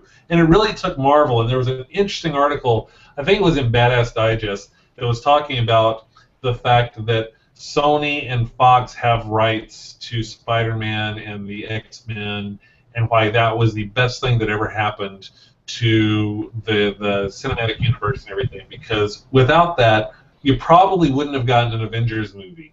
You probably would never have an Ant-Man movie. You probably wouldn't have this big interconnected Marvel universe, which all of these networks are looking at, and now you've got Arrow, now you've got Netflix that is going to have Flash, or Flash is on CW, I'm sorry. Netflix is going to have Luke Cage and all the others on Netflix. Constantine is coming on. Yeah, I think definitely it's all related to this. The bigger question, will Amanda watch Constantine? I don't know. I doubt it. I doubt it. I think she's just got, it's a network show, so she's not going to watch it, even though it looks really good. Yeah, it does. Yeah. I haven't followed Constantine too much. I mean, I've never heard of it before. Yeah. He's from Sandman. If you read Sandman, he shows up in Sandman. He's in a lot of other things. That's where I've seen him. But looking at his history, the show looks really good. It looks way better than the Keanu Reeves adaptation. Way better. Didn't know there was a Keanu Reeves adaptation. Yep, there's a Keanu Reeves was Constantine in a movie. Wow. Look it up. Yeah. So yeah, I'm really excited about it. There's so much stuff Yeah, Eric just said it was renewed before episode 10 aired. I knew it was renewed. I just couldn't remember where it was. There's going to be stuff. Yeah, that's definitely Malcolm Merlin on the left of Roy. There's no doubt that's Black Arrow in my mind, Eric.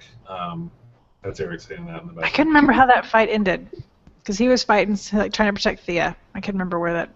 It ended with a gunshot. It's just Thea holding the gun and a gunshot. That's right. Yeah, I totally forgot to bring that up. There was a thing where Thea was being chased. She was ready to leave town. Yeah. She was trying to leave town when the attack started, and Mirakuru guys were chasing Thea. I'm not sure if it was just they happened to find her, if they were actually out to get Thea. I'm not entirely sure. But Malcolm Merlin shows up and starts fighting against these guys, and they have this kind of heart-to-heart, and I don't want to say heart-to-heart. That's not right, because Thea's yelling at him, "You're not my father. You'll never be my father." Never. And Merlin's like, "Well, I am. I'm actually the only person that you've got right now. Sorry."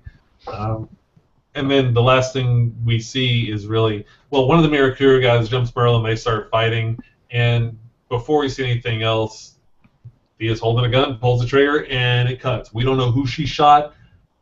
Pretty sure that screen cap means she didn't shoot Merlin. She shot the Mirakuru guy, or somebody else is about to come after him or something.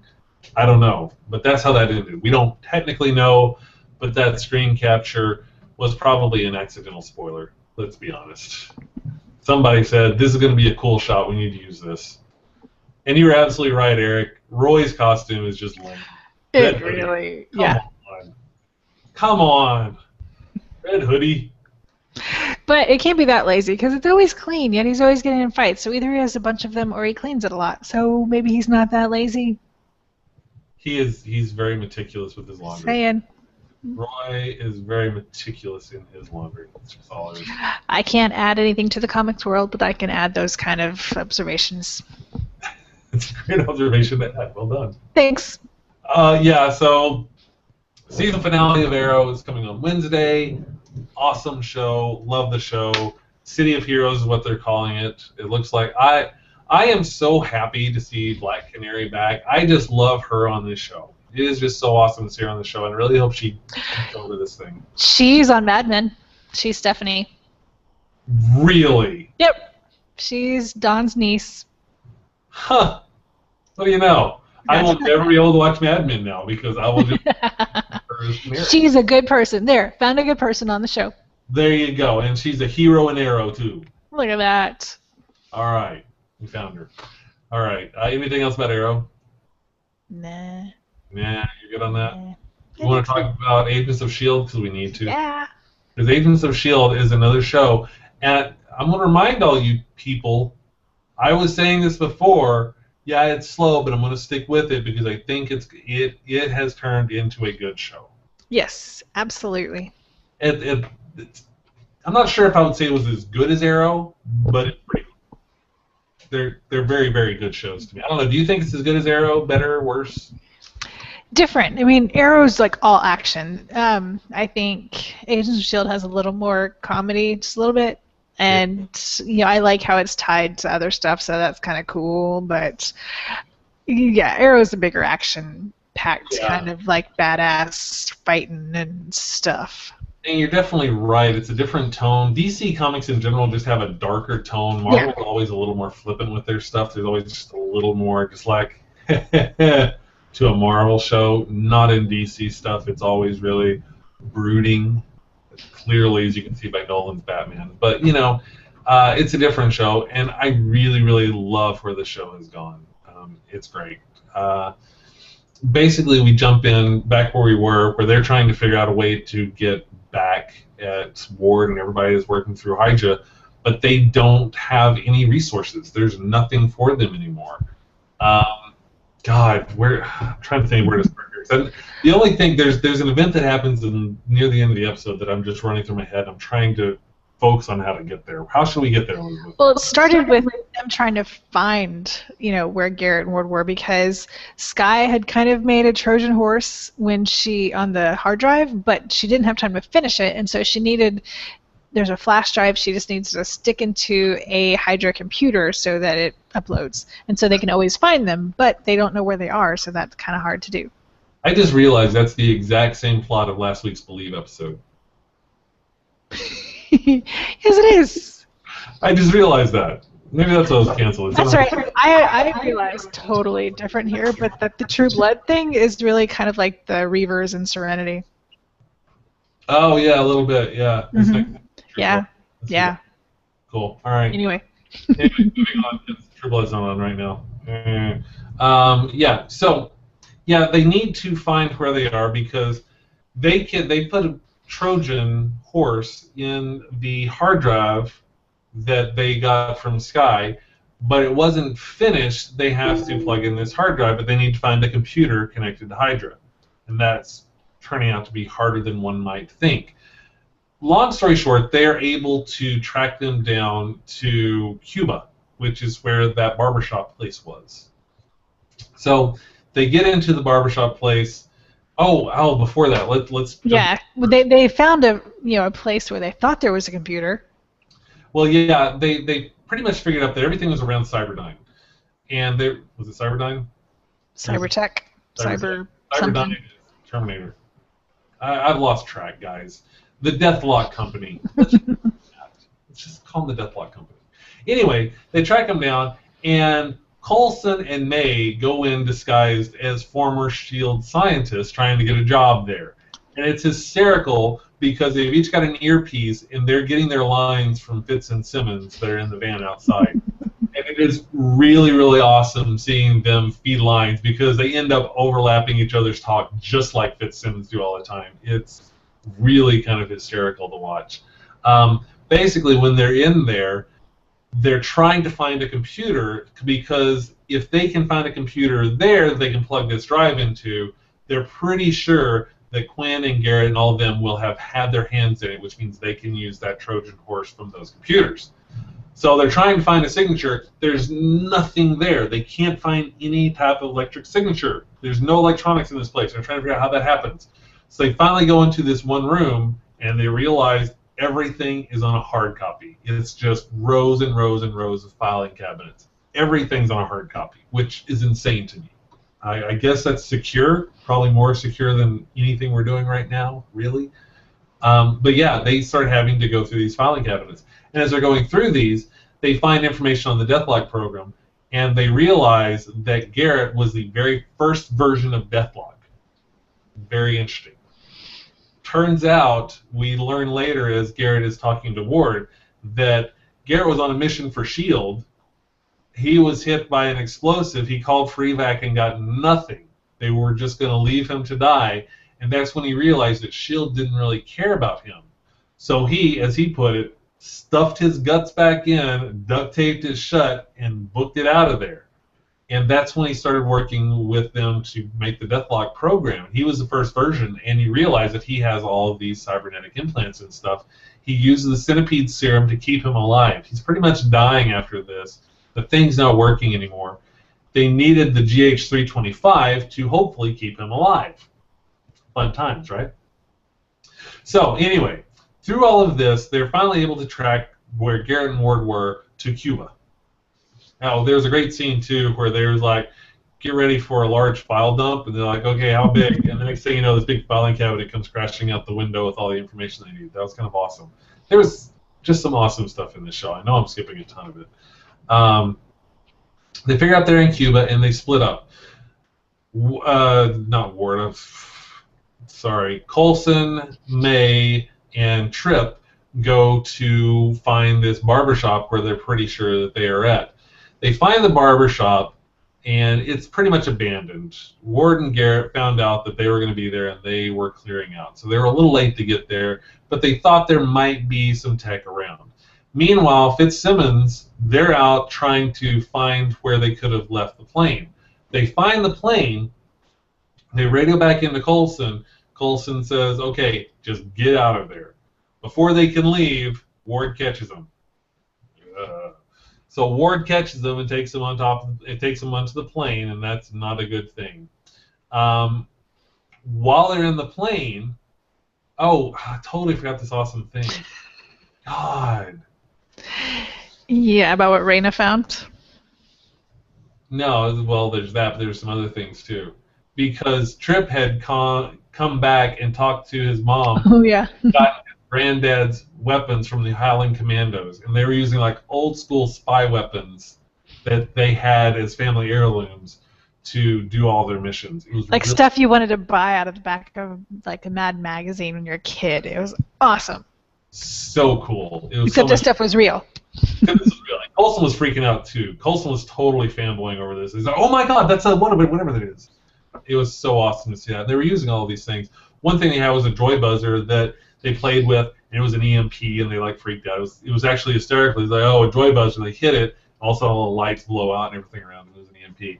Anyways, so we're on the bus with Ward taking Fitzsimmons to see them, and Garrett's threatening them, and Fitz reaches in his pocket and starts fiddling with something. Ward notices and just grabs his hand. He's like, "What do you got there? What are you doing?" And he pulls out his hand and he's holding a joy buzzer, like just a little toy. And he's like, "Yeah," and he hits it. It's an EMP. Remember that Garrett was a version of Deathlock version 0. Yeah, it just fries all of the circuitry in him, and he just drops. And they're like, "Yeah, I did you. Oh, you're done. What?" Boom. So like Fitz is angry about it. He had two things in his pocket: the joy buzzer and the quarter. Quarter's important. The Yes. quarter is like a walkie-talkie kind of thing. Homing device. Homing device. Yeah, but you could talk, couldn't you? Maybe. Maybe, I don't remember. Anyway, yes. So you can use it to track things around, which is going to be important because one of the things they were doing in this episode is they were trying to show everyone how Ward ended up being with Hydra. And it was interesting. Garrett pretty much saved Ward from juvenile detention, took him out and said, "Hey, I can give you something that'll be fun." And he really, literally takes him out into the woods, throws him out there and says, "I'll be back. If you live, great. If not, tough." It leaves him with the dog, and he just is gone. He's back a couple of months. Well, 6 months later, he comes back. Ward is not only alive, he's thriving. Him and the dog, Bud, whatever his name is. Buddy. Buddy, that was close. They've done pretty well for themselves, and Garrett's impressed. Fast forward a few years, they're still talking about all this stuff, and Garrett has gotten Ward into S.H.I.E.L.D. Academy pretty much. They've accepted Ward into S.H.I.E.L.D. So he's very excited, and yes, that's great. But the whole plan is that he's going to be a part of Hydra from day one when he's in S.H.I.E.L.D. So he tells him the last thing he needs to do, you can't be weak, you can't have these emotional attachments. I'm going to take off. I just need you to kill Buddy. He's like, what? Yeah. That was not cool. That was not cool. Because Buddy's just sitting there looking at him like, "Hey, you're my friend." He was a sweet dog, and you can see by the thing, wants to pet all the dogs. Yep. And she's not okay with the idea of shooting the dogs.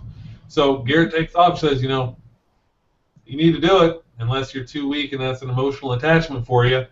Takes off, and, that's kind of where we leave that.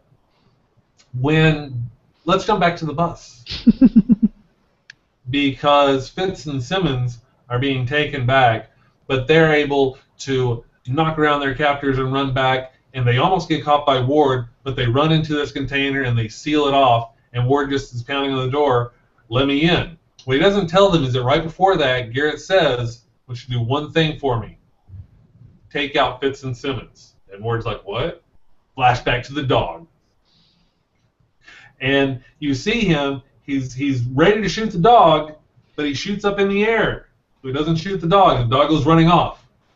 Now we flash back to Fitz and Simmons locked in the thing with Ward saying, "Open the door." And like, "No." And Fitz starts really trying to reason with Ward saying, "We know you care about us. You care about us." Ward just turns around and he starts working with some little buttons on the little screen things, and they're starting to freak out. He's like, "What are you doing? No, you can't do this. Ward, stop. You care about us. You care about us." And Ward says, "Yes, I do." Cut back to the dog. You see Buddy running past with a sniper scope that Ward has trained on him, and you hear a gunshot from a distance. Cut back to the bus. He says, "I do care about you, and that's a weakness." Pushes a button, tosses the container holding Fitz and Simmons out the side of the plane into the middle of the ocean. But like Eric says, they were pretty low, so it shouldn't have been too big of an impact. And he had the quarter. He had the quarter, but that thing doesn't float. It sinks. I mean, Oh, how powerful is that transmitter going to be? I don't know. It But can't. why else would he have it if it didn't work? Uh, you know what? I am sure they're going to be able to use that to bring them back. Um, I, uh, I am so torn on this because the writer in me says, oh, they should die. And the Whedon fan in me says they're going to die because Joss Whedon kills people all the time. Um, but I just don't think they're going to do that because those two are so essential to the team. And not just the team, but the whole chemistry of the show. Yes. They're just so great for the chemistry of the show. Yes. God, I don't That know. would be bad. That would be so bad because I absolutely adore Simmons. She cracks me up. Simmons and Felicity Smoke should hang out because those two would be fun together. I'm just saying. Yes. Yeah. So I think they'll be fine. But man, this moment where there's been this discussion of can Ward be redeemed? No. I don't think he's ever coming back from this. Do you think he can ever come back from this? That's Thunder. She's being distracted by Thunder. Hello, can you hear me? Yes, I can hear you. As soon as I was about to open my mouth, they did that. I don't think so. I think, no. I mean, he's had more brainwashing than Theon Greyjoy. No. I think when you look at the number of S.H.I.E.L.D. agents he's killed, he lied to everybody on the team for months. He pretty much gave Hydra all of the weapons in the fridge. He essentially, as far as anyone is concerned, he executed Fitzsimmons. You don't come back from that. You just can't come back from that. It's not like it's just been the last couple of years. It's been like most of his life. Yeah. Yeah. This is who he is. That's who he's been. And it's interesting, everybody says, oh, he's too stilted, he's too stiff all season. Well, yeah, he was leading this life. He was playing a character he had to lead. So it makes sense. Everything made sense up to this. And I think he is irredeemable. If they do it, I don't know how. If they try to pull some kind of like redeemed by true love for Skye thing out of their butt, I'm going to be mad. Because that's ridiculous to me. There's no way that he is going to be redeemed because he loves Skye. Because Skye can't stand him. She wants to throw up just even thinking about him. So that can't be it. He's going to be the bad guy. I don't know. Will he live through the season? That could be an easy-ish way to redeem himself, but not really like if he has to somehow die to save the team. Yeah, but even then, I would rather see him. I'd rather see him take over for Garrett. I think he's good as a villain because he has this kind of cold villain thing to him. He's not like maniacal. I don't know. What are his motives? I mean, Garrett had like a reason. That's a good point. Yeah, he doesn't have a motive. So you're right. I don't know. I like him as a villain, but I don't know what his motivation is. Why? I really don't know. He just takes orders. He's just a soldier. Yeah, but unless he's got some crazy loyalty to Garrett, Garrett dies and he says, I have to take over or something. I don't know. That would be some crazy loyalty, though. I don't know. Yeah. Not buying it. Not buying it. The other thing that we should point out is May, Coulson, and Tripp end up going into the basement of the Cuba barbershop, and they do find a computer. Thank goodness, after all this time, they found a computer. And they plug it in, but it doesn't take long until they hear a noise, they look behind them, and there's a centipede soldier. And then there's another one, and there's another one, and they are surrounded by centipede soldiers. Yeah, I don't know what kind of like Howlin' Commando thing's gonna get him out of this one. I don't know, unless they've got another EMP that can mess with all the... Well, no, because the centipede stuff probably doesn't work with, or it doesn't matter if it's an EMP or not. I don't know. So we'll see what happens with that. And the very last thing that happened was, well, okay, so you wanted to talk about Flowers, Regina. Yes. Rhaena. Yeah, I'm sorry, Rhaena. Once upon a time. Seriously, I'm so tired. Rhaena was doing some research on the hard drive, and she found some interesting stuff about Skye. What'd she find? We don't know. She only told Ward. We don't know. There's some interesting things about Skye. There's more to her than we think of. If you remember, she is the mystery. Her entire thing is a mystery. We don't know what she is. The one thing she said was that there was a village, and these monsters came in and destroyed this village trying to find Skye. And Ward asked, what kind of monsters were they? And he says, we don't know. They were her parents. So her parents were these monsters. I mean, it was kind of interesting that, he said just to tell him, and he didn't tell Garrett any of this. Yeah. He's clearly got some motives. I don't know what they are. And I'm wondering if the word monster was a metaphor or if they were described as monsters. Because if she's using monster to describe a monstrous action, that could be a person. But if the people that were there said monsters, then maybe it's the blue things in the tank that saved him in the first place. Which could explain why she's not having any side effects. There you go. So, I don't know. We'll hopefully learn some more in the finale about this. I don't know. That also leads to the very last thing that happened. When Garrett is just about dead, the EMP has fried his circuits. He asks Raina to help him out. She opens up the little panel on his side and notices there's centipede serum and everything. And he tells her, you got to give me the GH325, the stuff they've been able to make. They don't know what it's going to do. It's all they have. They won't be able to make any more off of that. And he says, I'm dead otherwise. So she puts it in there, puts it in and closes it up. He goes through major seizure thing. It was actually kind of crazy because he spit up. There was spit flying all in the air. It was crazy. He's covered with spit now. Started kind of glowing like he was going to explode, and then it started glowing. If you remember back in Iron Man when you had the soldiers that were glowing whenever they first got that serum and everything. It's a storm out here, guys. He was glowing just like that, but then it settled down. It was also the way it was at the very beginning of S.H.I.E.L.D. when these people were glowing. So that glowing thing's going on for a while.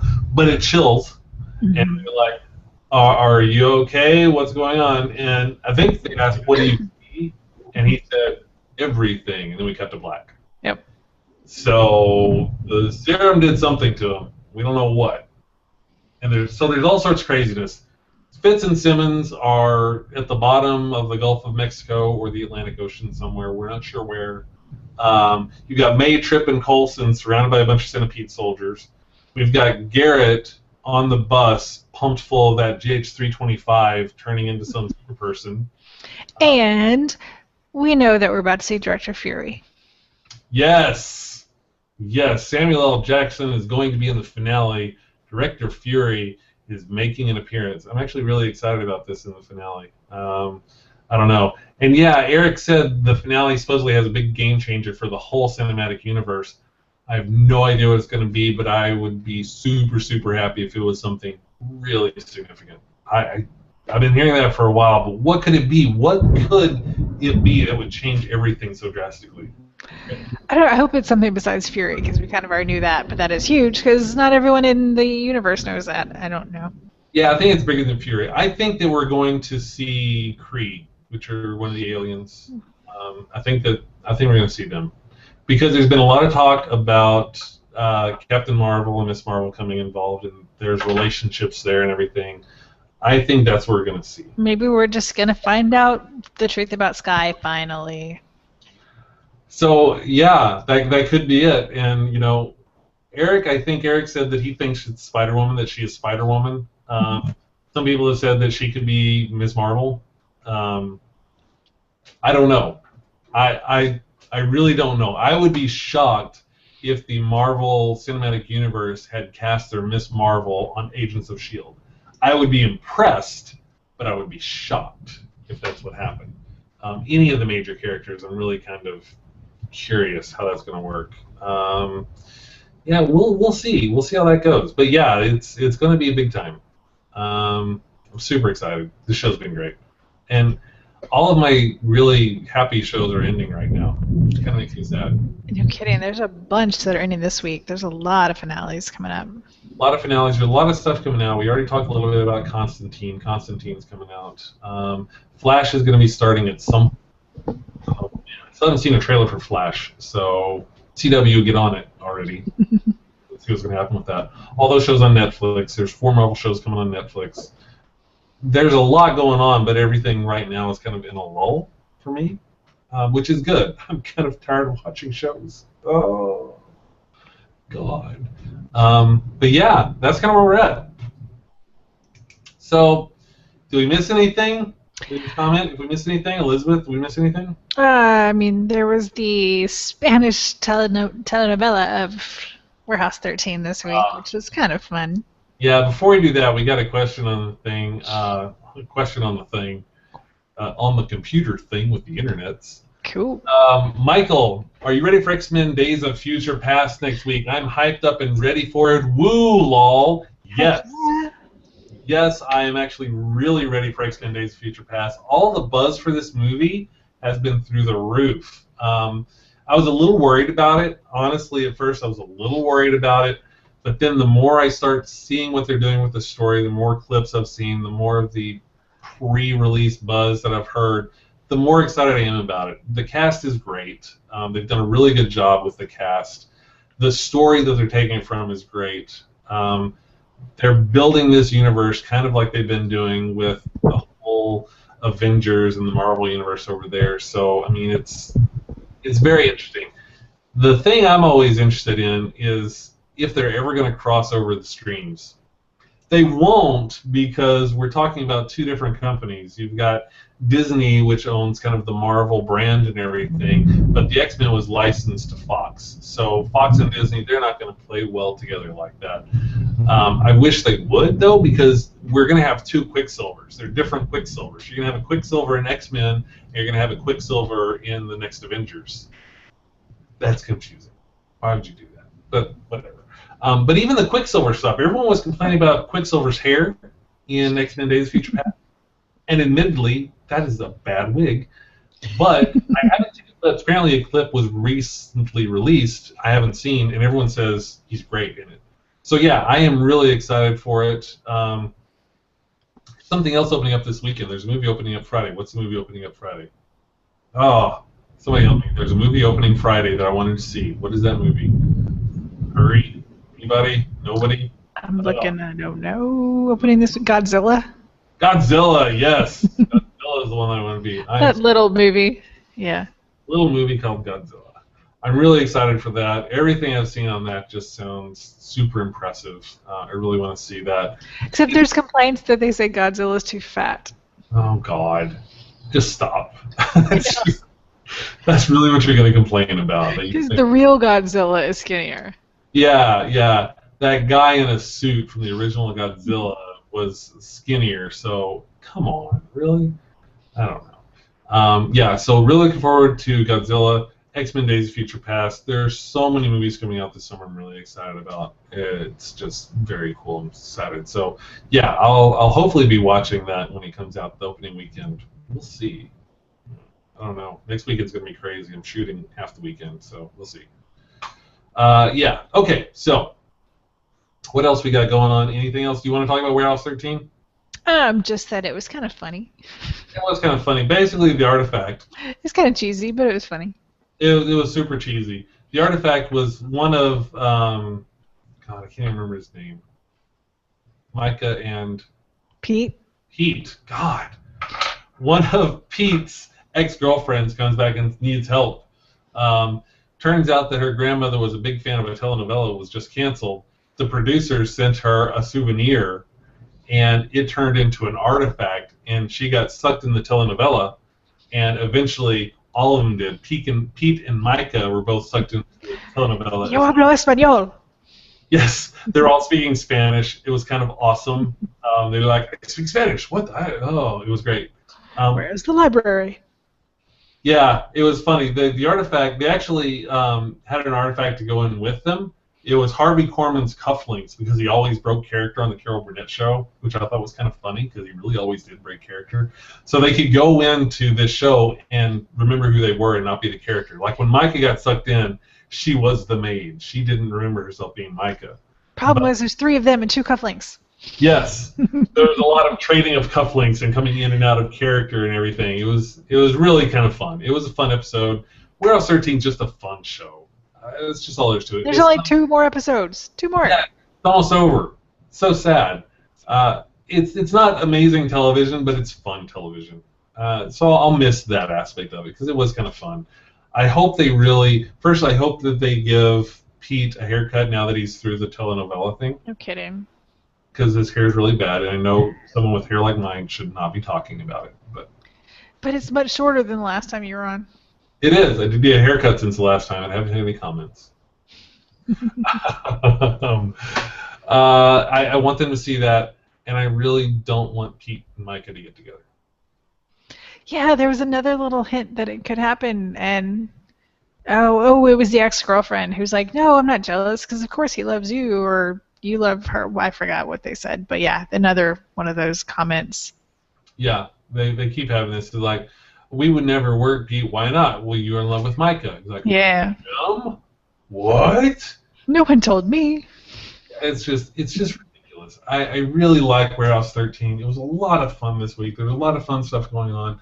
But the relationship with Pete and Micah, I just don't see that as being a romantic relationship. It bugs me when they do that. I really hope they don't. But the episode that we just missed tonight, looks kind of stressful. Like the dude who escaped back or came back with them from the future or the alternate, whatever. The guy who was on Battlestar Galactica, the bad guy that came back. I don't. You're not helping. Wait, sorry to start over because I think I missed something. I was reading a comment. I think I missed what you said. There was a bad guy that came back through the portal from the alternate Warehouse 13 with them. He was also an actor in Battlestar Galactica. Oh, yeah. Yes. Yeah, he was the lawyer in Battlestar Galactica. Yes. Yeah, okay. He's in tonight's episode, and he remember Claire was missing at the end of the last episode? Yeah, he's got Claire, and he's got some little eye patch lens thing that, yeah, he's controlling her, and it's bad. Uh-oh. Yeah. That's exciting. Yeah. He activates some crazy artifact that I think starts Warehouse 14. Oh, wow. Yeah. Yeah. Well, what are we still talking? We need to be watching the show. No, not that it's almost midnight and I gotta get up and early, but whatever. Yeah. Whatever. Yeah, we are always like that. We do that. I know. Yeah, Eric, I agree. Warehouse 13 was really good this week. It was just a lot of fun for the show.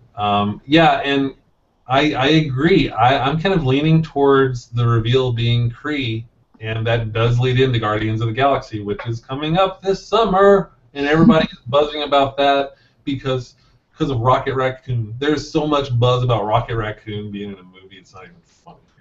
So, yeah, I'm super excited about Guardians of the Galaxy, another movie. X-Men Days of Future Past, Guardians of the Galaxy, Godzilla, so much stuff going on.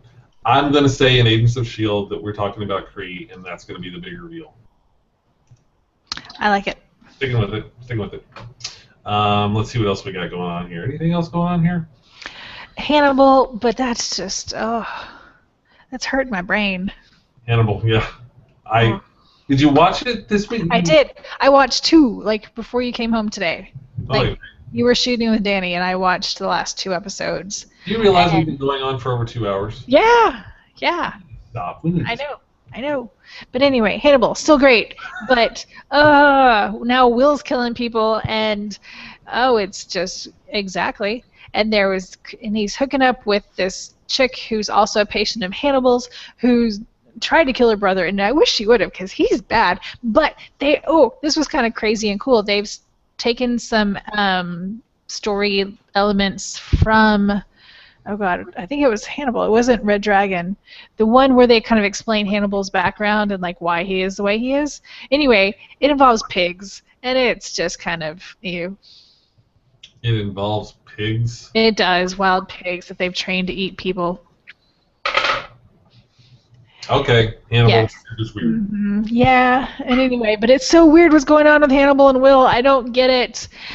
Yeah, like Hannibal is kind of proud that he's turned Will into a killer, and that's weird. There's a lot weird on that show. Oh, it's so good though.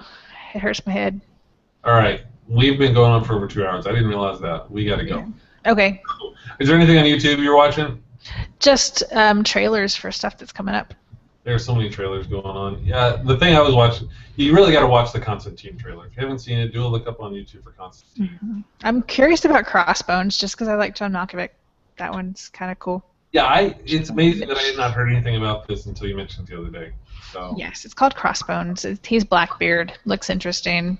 What else? Yeah, Parenthood got renewed. Yay. Oh, and one reason I think that they took the Ginsburg guy off of Mad Men, the Bloody Nipple guy, because he's in 2 shows. He's in Silicon Valley on HBO, and he's got a new, I don't remember what network it's on, but he's got another show, A to Z, which is kind of like a How I Met Your Mother kind of a thing, which, yeah, I think it's on NBC.